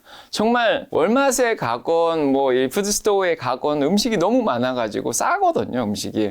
그래서 음식을 제가 노숙자 사역을 할 때 느꼈지만은 샌드위치 가게에서 나오는 샌드위치가 너무너무 많았어요. 그래서 노숙자들한테 줄 때 이런 뭐 프레아 멍제 같은 샌드위치 가게에서 도네이션을 받는 샌드위치가 너무너무 많아서 도네이션 받아가지고 그런 거를 줘서 정말 하나에 10불이 넘는 15,000원짜리 샌드위치를 다 이렇게 나눠줄 수가 있었어요. 그만큼 음식이 넘쳐나고 부유한 사회가 미국 사회가 아니었나 싶은데, 요즘 인플레이션이 CPI로 따지면 8.2%까지 올라갔고요. 그 다음에 PCE로 따지면 6.2%까지 올라와 있는 상황이기 때문에 요즘 같은 시기에는 조금 어려워졌죠. 같은 월급을 받더라도 그만큼 더 좋은 음식을 사 먹지는 못하는 시기이고요. 그만큼 저소득층이 돈을 적게 벌기 때문에 인플레이션의 영향을 더 많이 받고 있습니다. 이런 상황을 우려해서 연방준비위원회가 금리를 어떻게 해서든지 올려서 이 인플레이션을 잡으려고 하는 거예요. 만약에 저소득층을 생각을 아예 안 한다 그러면은 저소득층을 대상으로 한 기업들은 좀 피해도 볼 수 있고 저소득층이 좀 피해를 많이 입을 수는 있겠죠. 그런데 이제 잘 사는 사람들은 영향을 사실은 거의 받지 않고 있는 그런 상황이거든요. 그래서 중산층 이상은 많이 벌기 때문에 인플레이션의 영향을 많이 받지 않죠. 그래서 아무튼 이런 저소득층의 영향을 많이 받고 있고 이러는 거는 연준 이사록에도 이제 나오는 얘기인데, 자, 아무튼 이런 것들을 피하기 위해서 연준은 계속해서 정책을 펴나가고 있고요. 그 다음에 돈 때문에 행복의 조건이 갈린다는 말은, 저는 돈은 어느 정도 있으면 된다는 생각을 하고요. 미국의 사회학자들의 연구 발표에 의하면은 미국에서는 연봉 7만 5천 불 이상만 벌면은 행복감이 똑같다고 합니다. 돈이 아예 없을 때보다 7만 5천 불을 버는 게 굉장히 그래프가 급격하게 올라가면서 행복감이 늘어납니다. 4만 불 버는 것보다 7만 5천 불 버는 게 훨씬 행복감이 높아요. 하지만 7만 5천 불 이상을 벌고 뭐 10만 불, 20만 불을 벌더라도 물론 세금도 더 많이 내긴 하지만 행복감이 비슷하다는 결과가 나오고 있고요. 한국에서는 4천만 원 정도로 알고 있어요. 미국의 1인당 국민소득이 조금 더 높긴 하거든요. 그래서 한국에서는 4천만 원 이상이 되는 분들의 행복감은 거의 비슷하다고 지금 결과가 나오고 있는데, 여기에 또 반박하는 논문들도 나오고 있긴 한데, 자, 아무튼 그렇게 생각을 한다 그러면 제 생각에는 돈이 10억을 모았던, 앞으로 뭐 30억, 40억을 모았던 어느 정도 자기가 버는 것 이상을 벌면은 거의 행복감이 비슷하기 때문에 더 많은 돈이 사실은 필요 없다는 생각을 저는 하고 있고요. 물론 뭐 제가 돈이 많다고 뭐 그런 얘기를 드리는 건 아니고, 뭐 일단 사회 통계적으로 이렇게 나온 거니까 얘기를 드리는 거고, 거기에다가 저는 검소하게 살면은 돈은 자연스럽게 모인다는 또 생각을 하고 있습니다. 그래서 계속 좀 저는 검소하게 살려고 노력을 많이 해요. 또 미국 분들이 이렇게 겉으로 좀 이렇게 보여지는 삶은 많이 사시는 분이 많이 없어요. 예.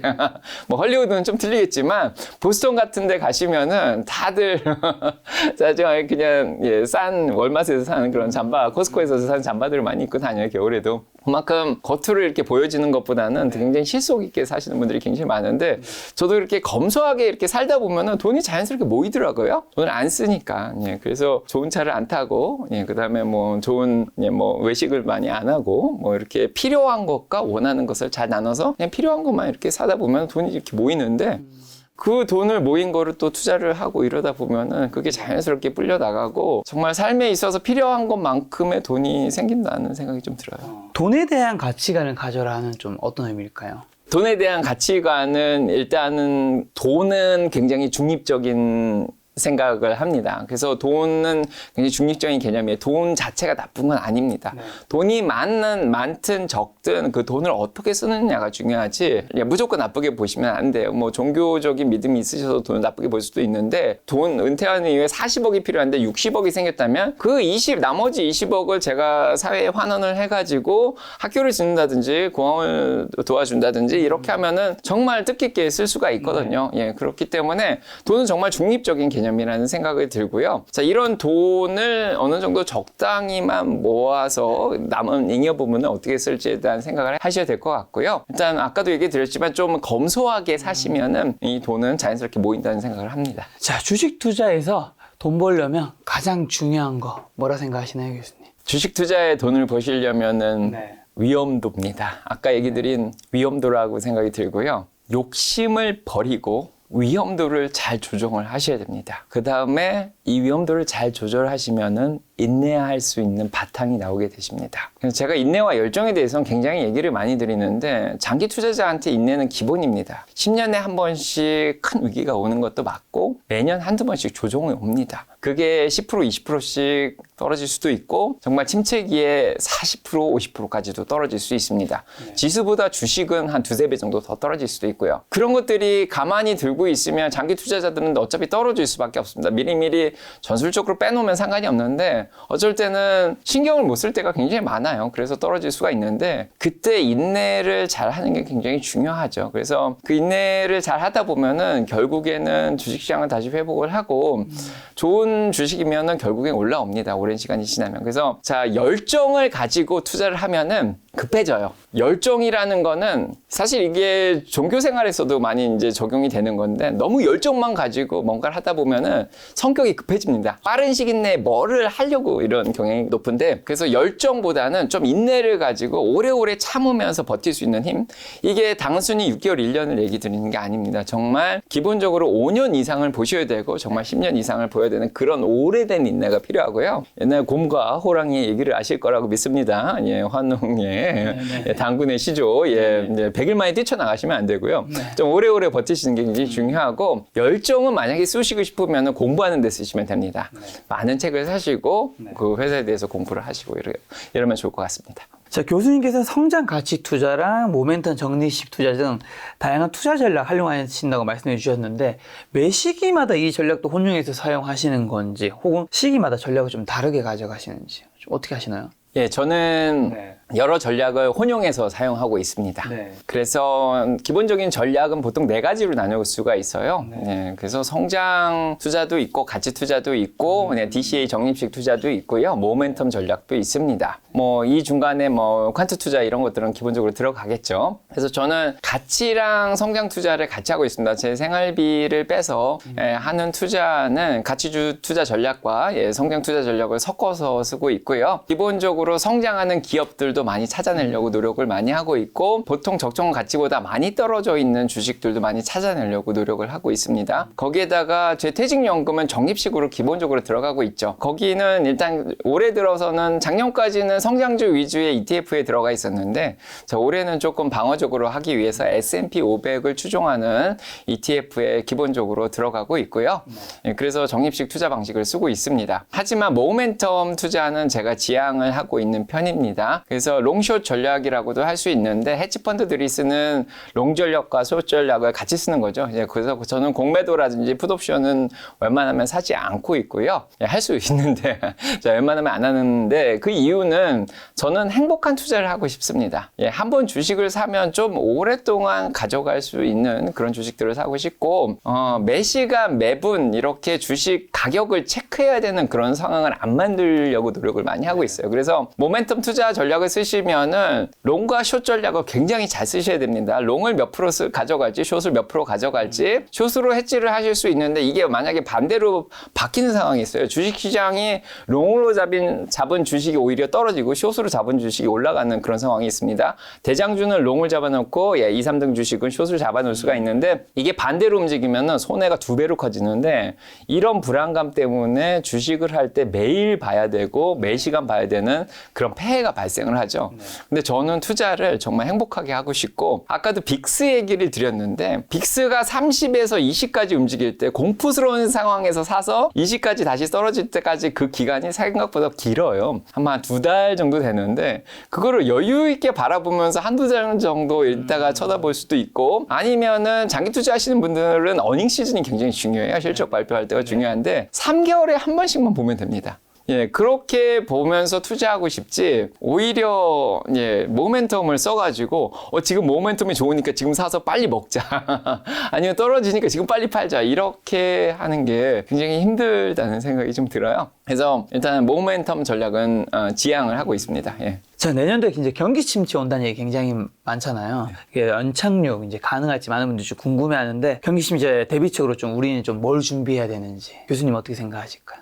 저는 내년도에 연착륙이 올지 경착륙이 올지 모른다는 생각을 대답을 하고 있습니다. 많은 사람들이 내년도에 경착륙, 경기 침체, 리세션이 온다고 지금 가정을 하고 있습니다. 블룸버그에서도 100% 경기 침체가 온다고 가정을 하고 있고요. 하지만 또 긍정적으로 얘기하는 분들도 있습니다. 근데 내년도에 무슨 일이 벌어질지는 아무도 지금 모릅니다. 그렇죠. 지금 기준금리를 3.25%까지 올렸는데 지금 미국 경기가 너무 좋습니다. 아, 좋나요? 실업률도 아직도 3.5%고요. 거기에다가 소매 판매라든지 서비스 쪽은 계속해서 지금 너무 좋은 상황이죠. 지금 연준에서 잡으려고 하는 거는 실업률을 좀 올리려고 합니다. 그만큼 실업률을 올리면은 임금 인상에 대한 압력이 좀 적어지고 타이트한 노동 시장이 조금 부드러워지는 그런 상황을 지금 만들려고 하는데요. 미국에 워낙에 지금 노동 인구가 많이 줄어든 상태입니다. 노동 참여율이 거의 비슷한 상황에서 이런 상황에서 노동시장을 부드럽게 만들기가 너무 어려워요. 그래서 인플레이션을 잡기 위해서 연준이 금리를 올린다고 해서 이게 쉽게 잡힐 것 같지 않아요. 코로나 때 많은 사람들이 돌아가셨고요.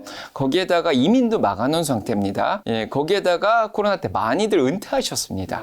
그래서 노동 인구가 적은 상태에서 지금 계속해서 사람들은 더 좋은 직장으로 옮겨가고 있는 이런 상황이고 사람들을 해고하려고 지금 하는 회사들도 있는데 그렇게 해고를 해도 이분들은 또 다른 직장을 구할 수 있는 그런 상황이라는 저는 생각이 들고요. 자, 과연 경기 침체가 쉽게 올 거냐? 지금 연준이 금리를 3.25%까지 올렸는데도 효과가 지금 사실은 별로 안 나타나고 있고요.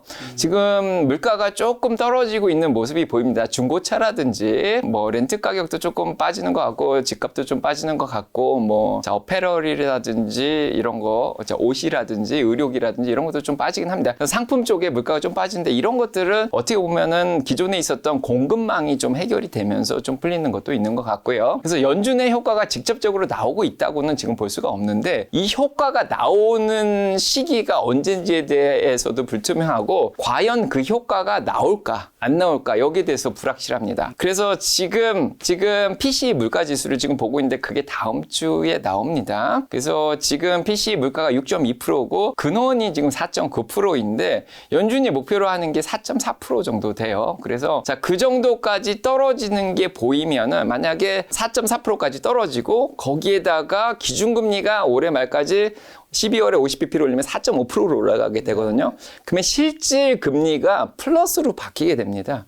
만약에 그 상황이 되면은 연준이 더 이상 금리를 올릴 필요가 없어요. 그러면은 그 상황에서 경기 침체가 안 온다고 가정을 하면 내년에 너무 걱정할 게 없는 게 돼버리는 거죠. 그래서 지금 물가가 떨어지는 것도 봐야 되고 기준금리를 어느 정도 올릴까도 이것도 봐야 되고 거기에 따른 경기 침체 효과가 얼마나 강력하게 올지는 그건 아무도 모릅니다. 지금까지 안 왔는데 앞으로도 과연 올까? 지금 GDP도 아까 얘기를 드렸는데 올해 이번 분기 GDP가 2.9%가 나오고 다음 분기에도 GDP가 좀 높게 나올 수가 있고 내년에도 잘 나올 수가 있습니다. 무역수지 적자가 줄어들고 있고 뭐 이런 거를 보면은 지금 모든 게 약간 불확실한 상황? 그렇기 때문에 주식시장이 좀 불안하다.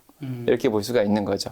근데 불확실한 상황이 중간선거가 끝나고 물가가 잡히고 연준의 기준금리 인상이 4.5%에서 만약에 멈춰주면은 내년에 오히려 좋을 수도 있는 거죠. 그래서 연착륙이 가능할 수도 있고 경기 침체가 올 수도 있습니다. 그래서 만약에 올해 말까지 주식이 많이 올라가면은 대비를 조금 하시는 게 좋지 않을까. 제가 정말 좋아하는 전략 중에 하나가 반반 전략이라는 게 있습니다. 반반 전략이 뭐냐면은 50대 50으로 가져가자인데 정말 불안하시면은 현금을 50% 정도, 안전자산 50% 정도 가지고 내년을 준비하시면은 어떤 상황이 펼쳐져도 다 방어를 할 수 있지 않을까 싶습니다. 지금까지 이제 미국에 이제 월가 있는 애널리스트가 아닌 이제 로스쿨의 대학의 이제 교수님과 이제 지금까지 함께 했는데 마지막으로 인플레이션, 금리 인상 등으로 주식시장이 좋지 못한 요즘 이럴 때 투자자분들이 좀 가져야 할 마음가짐만 시청자 저희 김작가TV 시청자분에게 한마디 해주신다면 주가는 단기 트레이더들이 만들어 놓은 허상입니다. 장기적으로 앙드레 코스탈리니가 얘기한 것처럼 기업 실적에 맞추어서 주가는 돌아올 수가 있는데 단기적으로 지금 많이 떨어졌다가 또 주식시장이 좀 좋아지면 올라갔다 이런 것들은 사실은 크게 의미가 없습니다. 풍선 얘기도 드렸지만은 풍선은 그대로 있습니다. 주가가 떨어지면 수축했다가 주가가 많이 올라가면 좀 팽창을 했다가 풍선은 풍선 그 나름대로 유지가 되는 거고요. 그래서 단기적인 주가에 의해서 너무 흔들리지 않으시기를 저는 얘기 드리고 싶습니다. 교수님께서는 미국 주식 중심으로 하고 계시잖아요. 근데 요즘에는 한국 주식이 미국 주식보다 훨씬 더 많이 빠졌잖아요. 그러다 보니까 한국 주식이 굉장히 저평가되어 있다. 그렇기 때문에 미국 주식이 더 선진화된 시장인 것도 알고 우상향한 것도 맞지만 지금은 한국 주식을 담을 때다라는 메시지도 많은데 그럼에도 불구하고 미국 주식을 딱 추천하는 이유만 딱 얘기해 주신다면? 솔직히 얘기하면은 전략적 자산 배분에 의하면은 가치가 많이 떨어진 한국 주식으로 자산을 좀 옮겨야 되는 게 맞습니다. 그래서 미국 주식은 좀 덜 떨어졌고 한국 주식이 더 많이 떨어졌습니다. 그래서 달러도 많이 올랐기 때문에 거의 16% 가까이 올랐기 때문에 사실은 미국 주식을 하신 분들은 손해를 생각보다 많이 보진 않았습니다. 그래서 50%가 떨어지신 분들도 사실은 34%만 떨어진 게 되죠. 그렇지만 한국 주식을 하신 분들은 환율도 올랐기 때문에 상대적으로 더 손해를 많이 입게 되셨고요. 이런 상황에서 확실히 한국 주식이 더 퍼가 낮아졌고 저평가가 됐습니다.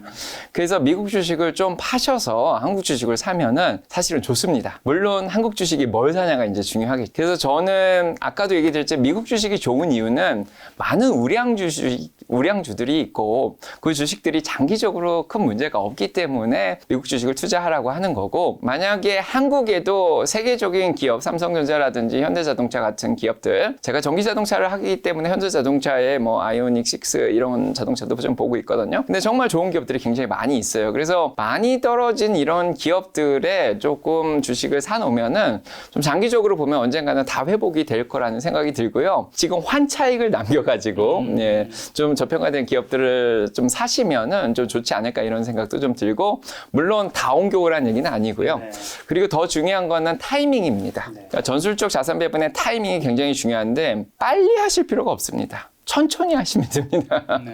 한국 주식시장이 바로 올라올 수는 없다는 생각이 좀 들어요. 자, 왜냐면은 미국의 달러 가치가 빨리 빠져야지 한국 주식이 외국 자본이 더 들어오고 빨리 회복을 할 수 있거든요. 근데 지금 긴축을 계속하고 있는 상황이고 미국의 경기가 너무 좋고 거기에다가 많은 사람들이 달러를 수요하고 있는 그런 상황이기 때문에 달러 가치가 112에서 113 사이에 지금 움직이고 있는 그런 상황인데 이게 107, 103까지 떨어질 때까지는 시간이 조금 걸릴 거라는 생각이 들어요. 그래서 한 최소 6개월 정도는 걸리지 않을까 그런 생각이 드는데 이 시기에 적절하게 잘 미국 주식에서 좀 천천히 빼서 한국 주식을 좀 쌀 때 사두시면은 한 몇 년 정도 있으면은 크게 이득을 볼 수 있지 않을까 싶네요. 알겠습니다. 오늘 영상을 통해서 많은 분들이 이제 미국 주식에 대해서 좀 관심 가질 수 있는 시간이 되었으면 좋겠다는 생각이 들었습니다. 오늘 만남의 손님은 이시덕 교수님이었습니다. 지금까지 여러분 소중한 시간을 함께 해주셔서 정말 감사합니다. 오늘도 김 작가였습니다.